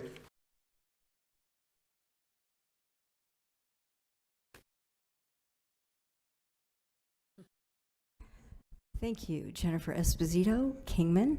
I have been investigating a Sheriff's Department, quote, investigation that is so disturbing. It should have been outsourced immediately to an outside agency, and it wasn't. I obtained a copy of it from the Sheriff's Department, and I went in to see the badge cam videos. And the reason it should have been outsourced is because it was a so-called investigation regarding the chairman of this board during a time at which this board was discussing raises and increases in pay for the county attorney's office and the sheriff's department. And during Chairman Lingenfelter's reelection, he got a testimonial letter from the sheriff, which was basically an endorsement, and he used photos of himself with uniformed deputies as part of his campaign. So immediately, this so-called sheriff's report should have been sent to an outside agency. So when I read it, several things stood out to me and disturbed me greatly. First of all, any evidence collected from the vehicle should have been sent to a crime lab, but it wasn't. It was logged into evidence. They said that they tried to reach out to the alleged victim, and there were 2 short videos where they tried to call her on the same day, said they closed the investigation because she never answered them. Well, she answered me. So, you know, as a woman, I can understand why she would not feel comfortable speaking with the sheriff's department in a county at which the CEO, who controls the budget of those departments, had, by his own admission to me, in a conversation that I recorded, because Arizona is a one-party state, he said to me that he instructed the deputy to do a good forensic examination. So I thought I'd see that. I expected, you know, the report said they used a black light. So you expected, right? We've all seen the hotel things. There's splatter of God knows what all over the place in the exposés. I filed a request to view the video. And I expected to see the black light turn on. They said they swabbed a handprint on the back window, yet they took no fingerprints. But a handprint on glass is the easiest thing to fingerprint. Nothing was sent to a forensic lab. And the deputy moved the vehicle from the original location, slid his sweaty ass in the car, moved it to a secondary location, and contaminated the evidence. So what you have is an investigation that made sure there will never, ever, ever, ever be an indictment. Because when I asked to see the badge cam of the investigation, there isn't one. Someone walked around the vehicle and showed that it had blinky cop lights and then shut their badge cam off. So nothing entered into that investigation confirms or denies that any evidence collected was even from that vehicle. This is extremely disturbing. I mean, maybe I've watched too many true crime dramas, but when someone makes a claim through the portal about something like that, it should be done right. That's the last person that we have signed up.